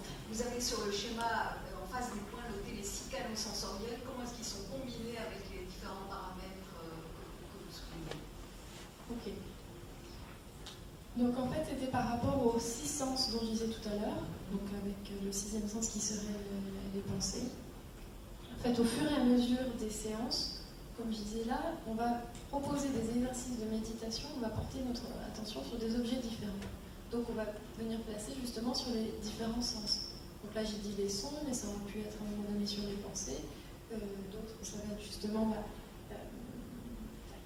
je crois que c'est dans rester présent, on va faire des exercices, par exemple, de marche en pleine conscience. Donc là, on va porter son attention sur, comme je disais tout à l'heure, les pieds, sur le sol, ou encore tout simplement le yoga. Le yoga, c'est la méditation de pleine conscience, parce qu'on va demander vraiment à la personne de rester... déjà, le yoga, si on ne reste pas conscient des postures, on se casse la figure, on n'y arrive pas. Donc, pour vraiment réussir à mettre en place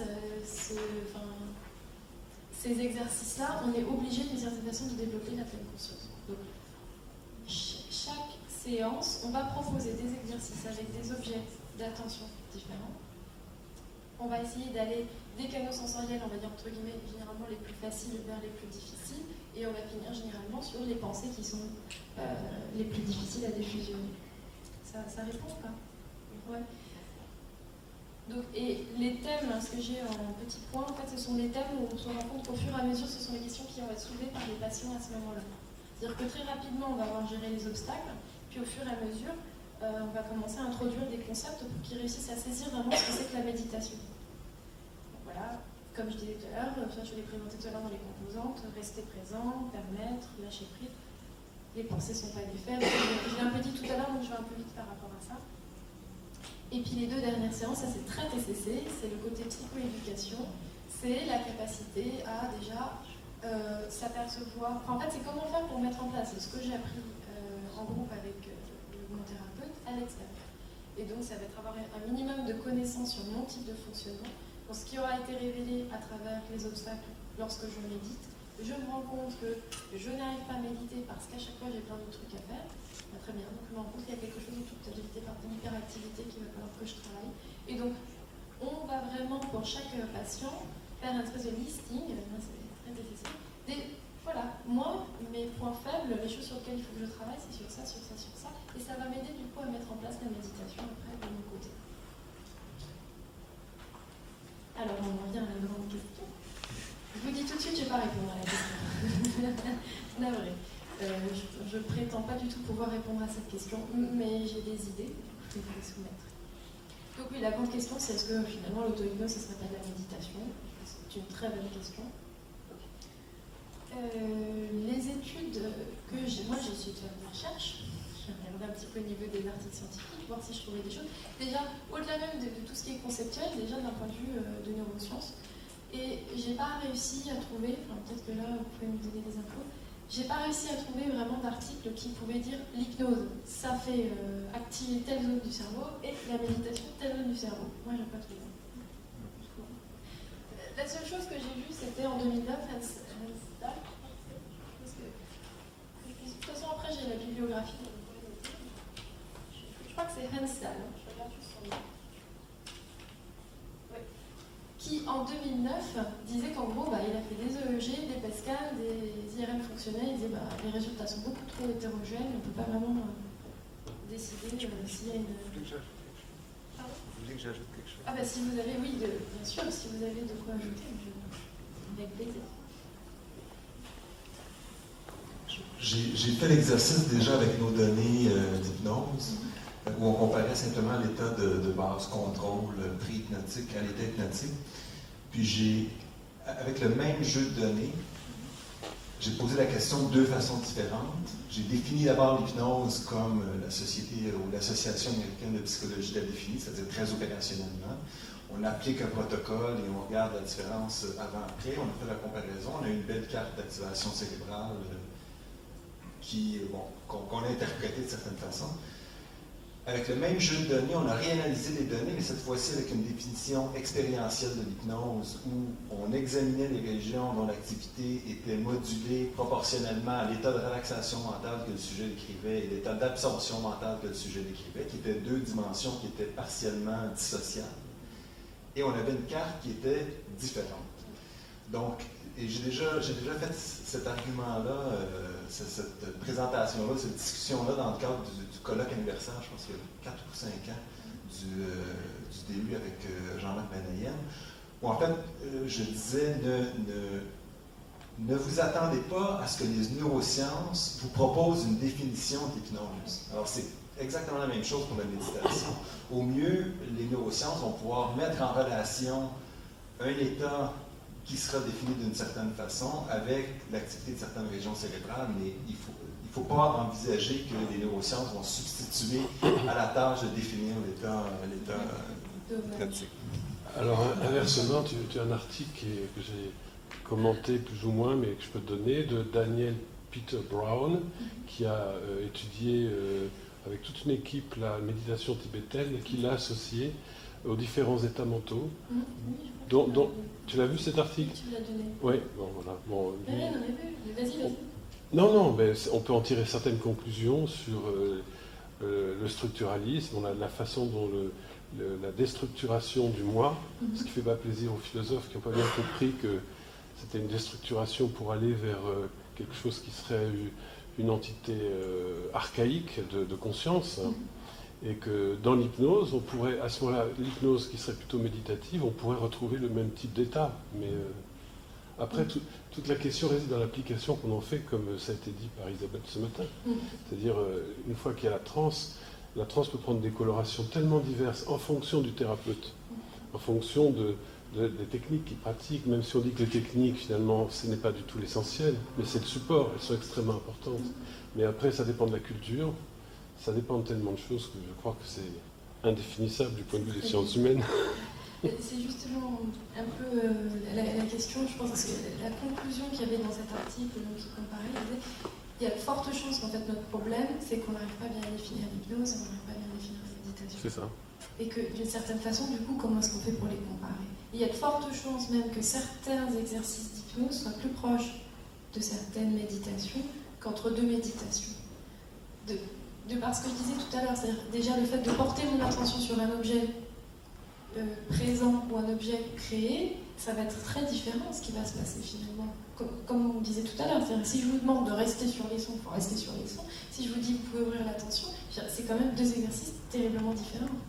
Et ça va être un peu pareil en hypnose. Vous avez parlé des différents types d'hypnose, différentes applications qu'on peut avoir à l'hypnose.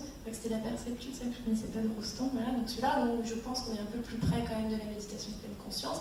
Et lorsqu'on va proposer plus quelque chose de imaginatif, où on va laisser la personne un peu associée et aller fusionner finalement, ne faire qu'un avec toutes ces associations qui apparaissent, je crois qu'on s'approche plus du transcendantal.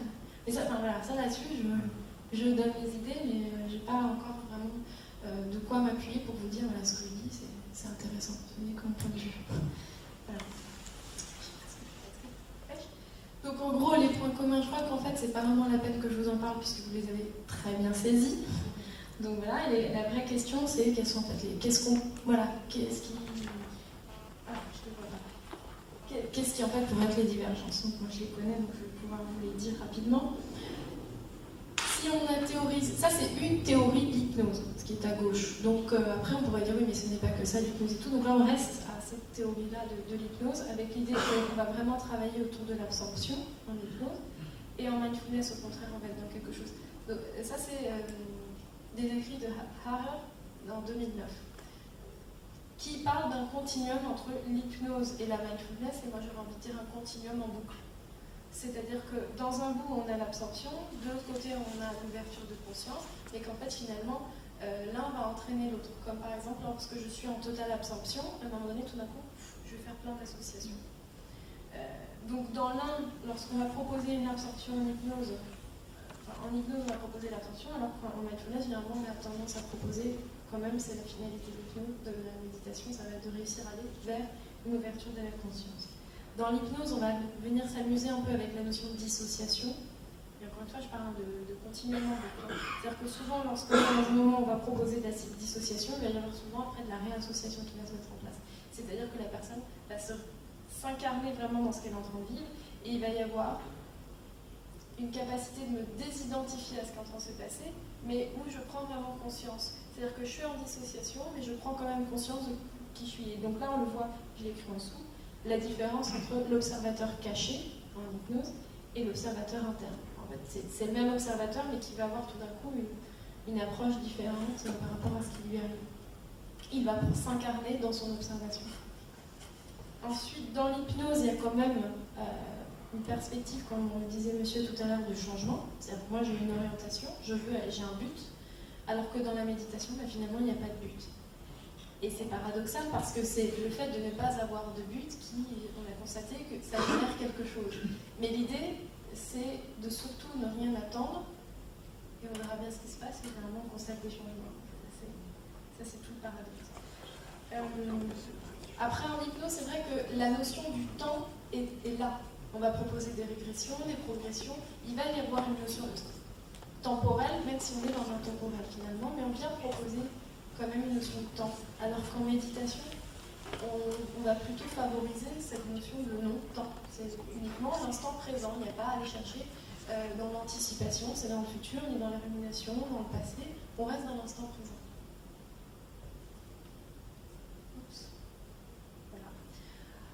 Après aussi, peut-être qu'il peut être intéressant d'observer dans les différences, ce serait l'entrée par laquelle j'aborde mon patient. Si ça va être ce qu'on appelle du top-down ou du bottom-up. Donc du top-down, ce serait de partir justement de la subjectivité du patient pour aller s'approcher, donc à partir de sa propre interprétation de la réalité, de son imagination, de ses associations, de toutes ses créations personnelles, pour aller travailler aussi à un niveau plus profond au niveau du corps. Et dans la méditation, ça va être plutôt de partir du corps. Donc, là encore, je mets un bémol parce que je sais très bien qu'en méditation, on peut aussi faire, en hypnose, on peut aussi faire ça. C'est pour ça que je parle encore une fois de le continuum du corps. Et donc en méditation, on part généralement vraiment du corps pour aller vers l'esprit, c'est-à-dire qu'on ne demande absolument pas à la personne de produire en mindfulness. Et généralement, c'est ce qui vient. Et le dernier, celui que je disais tout à l'heure, donc le mode être ou le mode faire. Dans l'hypnose, on va quand même transmettre l'idée de la personne qu'elle a des ressources personnelles, qu'elle a quand même une action sur ce qui lui arrive. Et donc on est un peu dans le mode faire, alors que dans la méditation, on est plutôt dans un mode être, justement cette idée de ne pas chercher à changer les choses, laisser les choses telles qu'elles sont. Ça répond un peu ? Alors, comment est-ce que vous pourriez intégrer la mindfulness si vous ne l'avez pas déjà intégré, parce qu'il y a de fortes chances finalement que ce que je vous dis, c'est finalement vous l'appliquez déjà. Alors moi j'ai deux propositions, ça serait un en consécutif et un autre en simultané. Donc on va s'arrêter juste en consécutif, donc là c'est pour répondre à votre question aussi tout à l'heure. Moi je suis vraiment très croyante à la notion d'exposition en tant que TCC. Et je pense qu'un des plus gros soucis qu'ont nos patients, c'est le fait de leur évitement émotionnel. C'est-à-dire qu'il leur arrive quelque chose qui va venir susciter une émotion. Je vais prendre l'exemple d'un phobique. Je vois une araignée, j'ai peur de l'araignée. Et le gros souci, ça va être qu'il va finalement avoir peur de sa peur. Il va y avoir une émotion première, c'est la peur, et toutes les émotions secondaires qui vont être entraînées. J'ai tellement peur d'avoir peur d'une araignée que je mets tout en place pour absolument éviter l'araignée. Et ce qui va être le problème finalement de la personne, ça ne va pas être l'araignée, ça va être toutes les choses qu'elle aura mis en place pour éviter l'araignée. Donc, la proposition de la mindfulness, c'est pas de ne plus ressentir aucune émotion et de laisser les choses venir telles qu'elles sont, mais c'est de vivre pleinement cette première émotion, ma peur de l'araignée, et ne pas se laisser emporter dans les émotions secondaires. Alors, pour les araignées, c'est très simple. Du coup, en TCC, on a mis en place tout ce qui est la désensibilisation systématique. Au début, je présente une photo d'une araignée, après une peluche d'une araignée, une vidéo d'une araignée, et puis après, on s'approche du stimulus. Et du coup, voilà, on a constaté qu'il y avait des diminutions parce qu'on aide la personne en fait à confronter doucement cette première émotion. Mais qu'est-ce qu'on fait lorsqu'on a une personne qui a par exemple une attaque de panique, où là, je ne peux pas créer une attaque de panique, c'est quelque chose qui est vraiment interne, et c'est justement en fait presque ce qui est évité, c'est une pensée ou une émotion, et c'est vraiment quelque chose pas du tout contrôlable de l'extérieur. Et c'est là où la méditation peut être très intéressante. Et comment faire pour du coup l'appliquer? Parce que quand je parle de consécutif entre hypnose, d'ailleurs l'hypnose on l'utilise aussi pour l'exposition en désensibilisation systématique, c'est-à-dire qu'une des premières étapes, ça pourrait être de s'imaginer une araignée. Donc ça, c'est aussi une des premières phases. Et c'est très important, d'ailleurs, de pouvoir tout d'abord s'imaginer, de rencontrer une araignée avant même de pouvoir me présenter un image. Mais comment est-ce que, du coup, je pourrais l'associer? Pourquoi est-ce que je parle de consécutif? C'est parce qu'en hypnose, on a quelque chose qu'on n'a pas en mindfulness, c'est la relation thérapeutique, c'est l'importance de l'alliance. Il a vraiment été démontré qu'en fait, ça c'est Barber, je crois, qui a montré qu'en fait, les personnes les plus suggestibles, ou les plus hypnotisables en tout cas, sont les personnes qui ont un mode relationnel différent des autres, qui généralement, en tout cas par rapport à la théorie de l'attachement de Bowlby, on constate vraiment une différence significative. Avec l'idée en fait que finalement, l'hypnose est dans la relation thérapeutique en train de recréer un lieu sûr où la personne pourra s'exposer. Et ça, c'est quelque chose qu'on n'a pas en méditation. C'est pour ça que j'ai dit tout à l'heure, la méditation, c'est pas sympa, c'est désagréable, on demande vraiment à la personne de s'exposer tout seul. Et l'hypnose, c'est quand même quelque chose de beaucoup plus doux. On va venir à la personne, on va accompagner la personne dans cette exposition. Et lorsque je parle de consécutif, c'est peut-être proposer au départ des exercices en hypnose pour amener peu à peu vers une autonomisation et aider la personne à s'exposer toute seule et sans soutien ou sans support non plus visuel, imaginatif ou même des ressources qui auront été mises en place avec le thérapeute, mais tout simplement déjà juste accepter ce qui est là et permettre que ça existe. Donc là, j'avais un cas, mais je pense que j'ai pas vraiment le temps.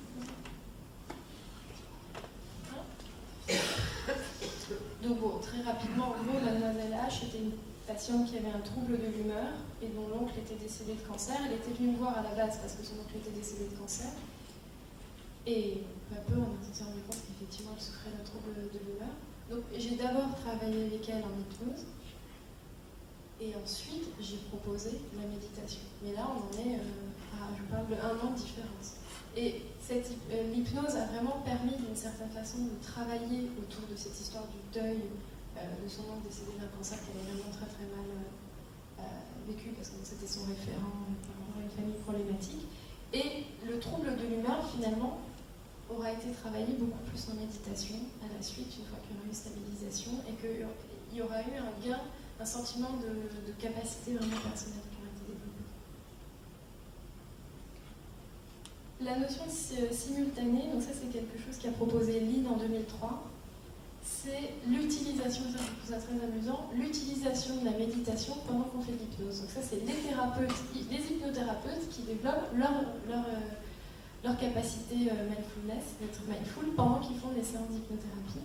Et ça c'est vraiment, je trouve un concept assez rigolo parce que du coup il cite Erickson, c'est-à-dire, oui c'est vrai, Erickson était un thérapeute qui acceptait inconditionnellement tout ce qui pouvait venir. Et c'est parce qu'il acceptait inconditionnellement ce qui venait qu'il arrivait du coup à rentrer dans la réalité du patient, ce qui est en tout cas de son interprétation de la réalité du patient, et du coup il pouvait travailler à partir de là. Et peut-être que finalement ce workshop pourra aussi vous ramener à des questions autour de vous et de votre relation, tout ce que ça pourrait générer comme contre-transfert, parfois les patients. Ça peut vraiment développer des choses très intéressantes au niveau même de votre pratique. Voilà. Oui, donc la première notion c'est la notion de complémentarité. Lorsque je parlais de la boucle, le continuum en boucle, là, je pense aussi que c'est très parlant en termes de manœuvre, enfin de la marge de manœuvre que peut avoir un thérapeute. Lorsque je sais que on peut parfois être quand même un peu perdu en hypnose si on ne sait pas trop où est-ce que la personne va venir poser son attention. Si, d'une certaine façon, on sait qu'on peut s'amuser à proposer à la personne différents objets d'attention, plus ou moins focalisés ou plus ou moins ouverts, à ce moment-là, le fait d'avoir conscience tout simplement de l'existence de ces continuums est une ouverture de stratégie thérapeutique pour l'hypnothérapeute. Et après, il faut le dire quand même, moi je pense que plus que la méditation est un apport pour l'hypnose, je pense qu'il faudrait plus voir la chose comme l'hypnose serait un apport pour la méditation, parce que je pense sincèrement que dans notre culture occidentale, la méditation, c'est quelque chose de très dur à proposer à nos patients, et que l'hypnose va être quelque chose qui va permettre d'introduire cette technique chez nos patients. Exemple, moi je trouve ça très parlant, lorsque j'ai fait ma première formation en méditation, je remarquais qu'ils utilisaient des techniques, mais ça c'est de l'hypnose, quand ils proposaient des diffusions émotionnelles en disant mettez vos pensées sur des nuages et laissez-les filer, ou bien projetez-les sur un écran de cinéma, c'est un truc que je joue en hypnose déjà il y a des années, c'est l'hypnose. Donc je suis assez d'accord que le lien hypnose et méditation est quand même pas encore très clair. Voilà, donc ça c'est ce que je disais de tout à l'heure autour de l'intérêt d'un hypnothérapeute d'être pleinement conscient. Je vais vous laisser le lire rapidement, parce que c'est un peu ce que j'ai dit tout à l'heure, cette présence à l'air, cette acceptation inconditionnelle, l'ouverture sans discrimination. Enfin, tout ça, je pense que d'une certaine façon, vous connaissez déjà, que ce n'est que répétition, mais ça permet de voir l'intérêt de la méditation, ça peut avoir pour votre pratique. Et je vous remercie de votre attention.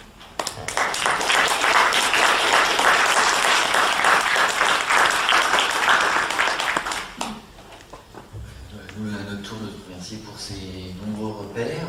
Alors, il nous reste quelques minutes. Y a-t-il des questions ?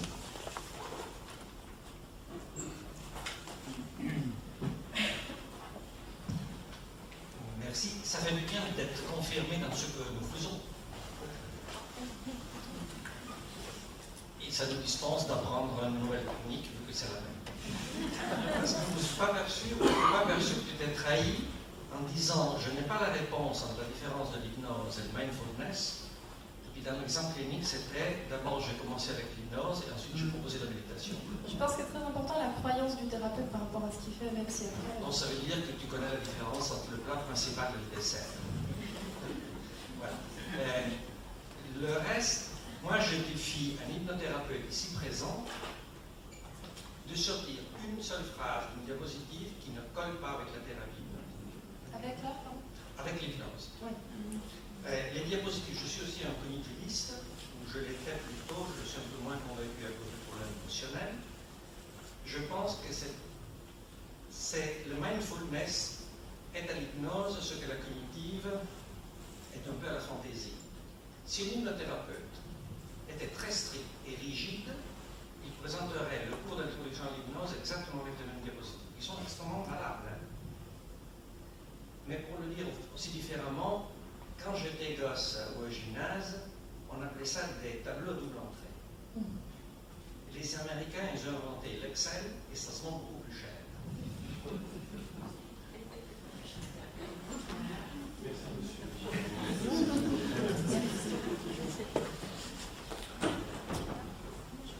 C'est au sujet de la différence aussi entre l'hypnose et le mindfulness ou la méditation.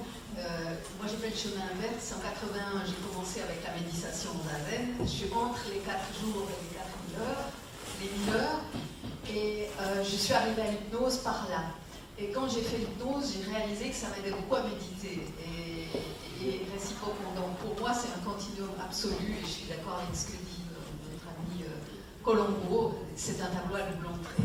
Je voulais juste ajouter un petit détail. C'est qu'à mon avis, dans les 2 ou 3 ans à venir, quand on fera les prochains séminaires, on va s'intéresser un tout petit peu plus à l'encens qu'on met quand on fait la méditation, c'est-à-dire à l'aspect de rituel.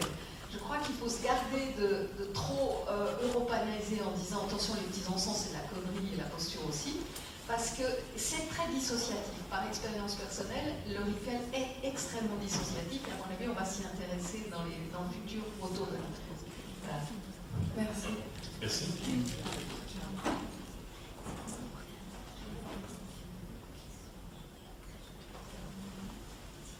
Un autre commentaire que je ferai.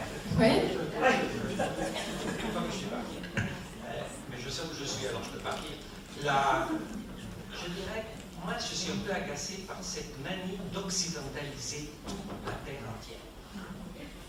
Si nous faisons quelque chose d'oriental, mangeons du riz indien.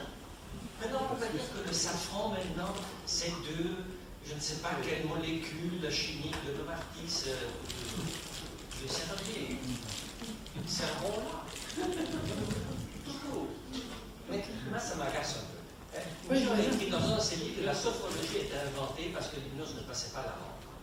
Alors peut-être que le mindfulness, ça se vend mieux que l'hypnose. Les gens qui sont stricts, les gens qui veulent des protocoles, les ministères qui veulent des doubles entrées, des triples entrées, bientôt en 3D. Le mindfulness avec 5 protocoles différents passe mieux la langue. C'est comme le MDR d'ailleurs. Oui, c'est-à-dire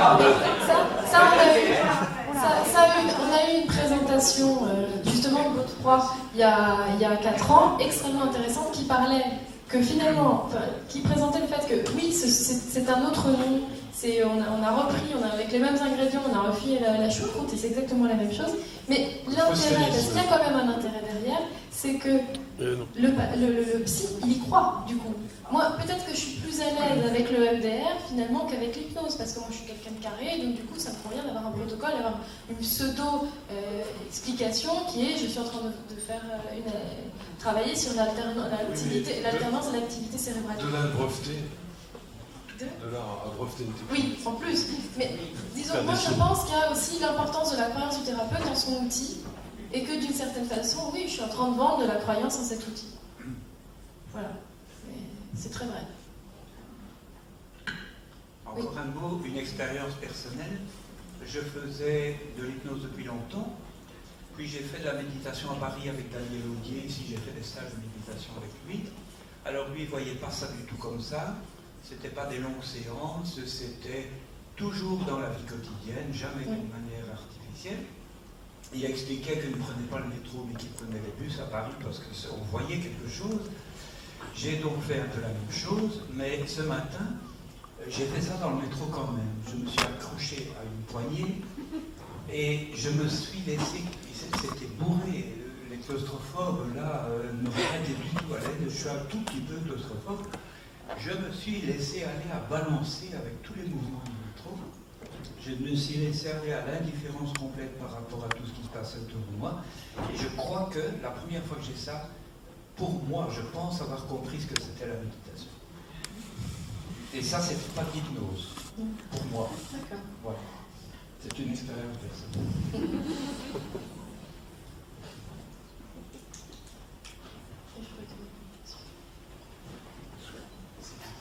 petite réflexion sur la méditation et sur l'hypnose. Donc, je crois que l'hypnose, c'est une démarche thérapeutique qu'on peut avoir avec nos patients.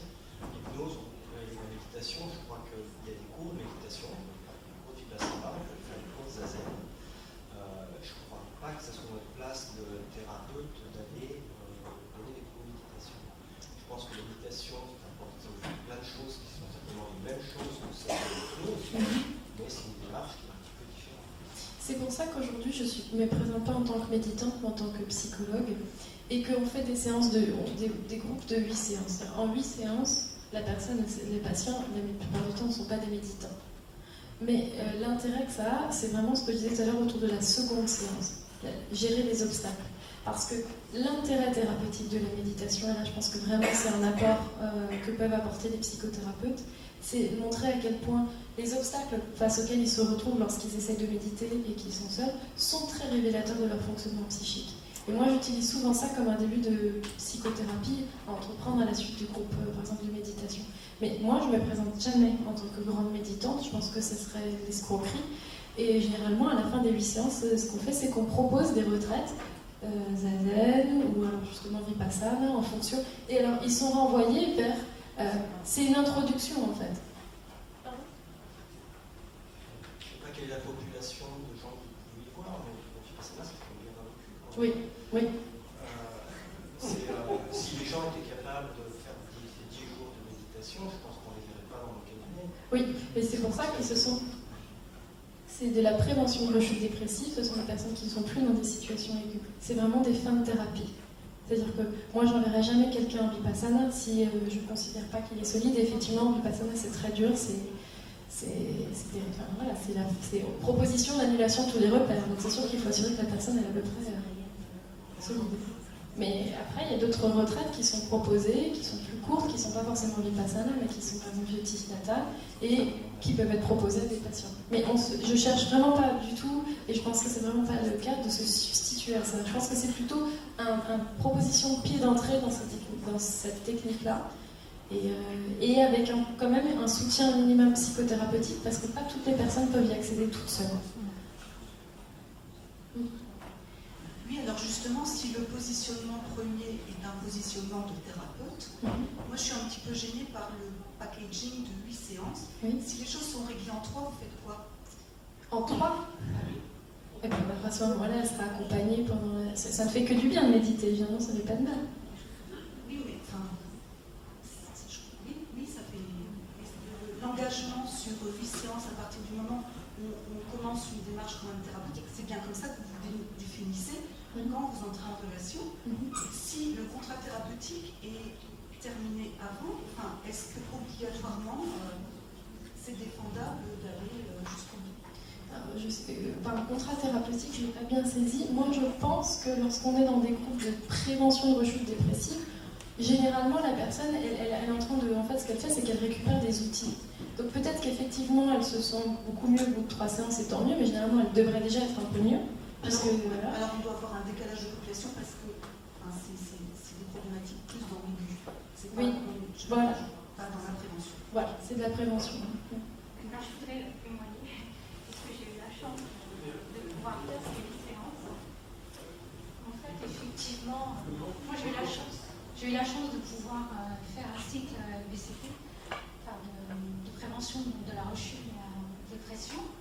Et en définitive, le patient, d'abord, il a un suivi psychothérapeutique traditionnel.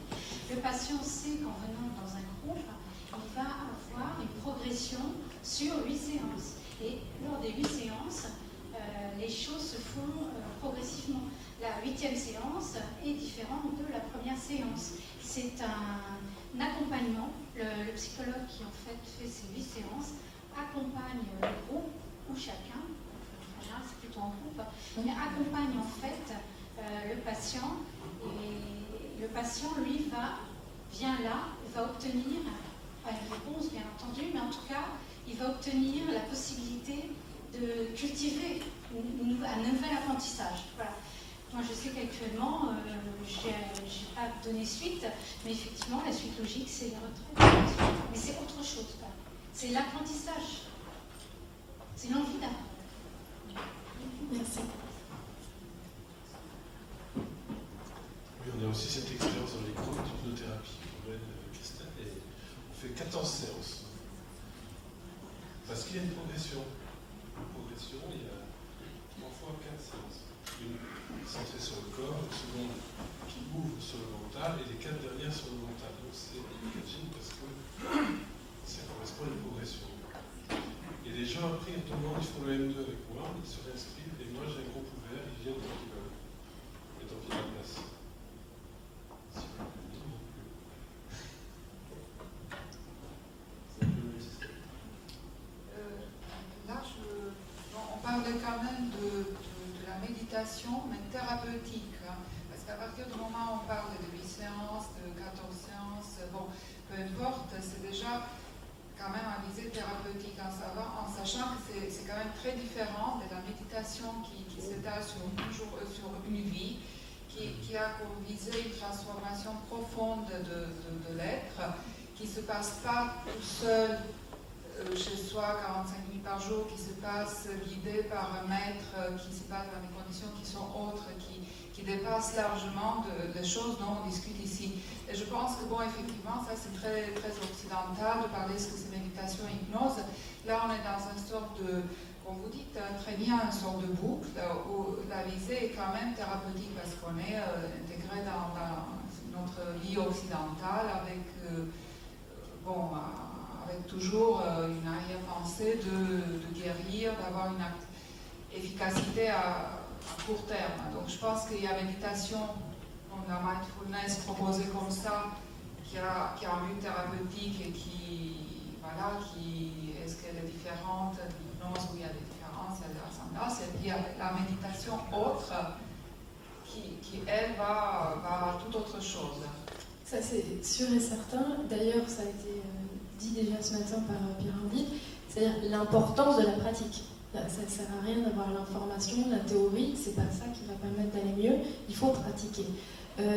L'Association pour le développement de la mindfulness en France, donc c'est l'association où en fait toutes les personnes qui sont habilitées à mettre en place ces groupes-là sont rassemblées.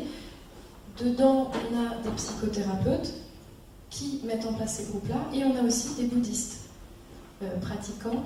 Et c'est là en fait où ça nous permet de faire le lien, c'est-à-dire de mettre en place des groupes de méditation, MBCT, MBSR, le fameux programme, et après proposer des retraites faites par des personnes qui ont une vraie légitimité en termes de méditants et qui vont du coup proposer des exercices dans la durée. Mais on n'en est qu'au début et on est vraiment dans des développements de ce type de retraite-là.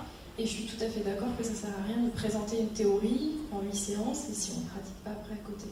Et je trouve que c'est assez intéressant ce que fait l'Association pour le développement de la mindfulness, qui est de proposer en fait une espèce de travail en tandem entre les psychothérapeutes et les bouddhistes, les méditants.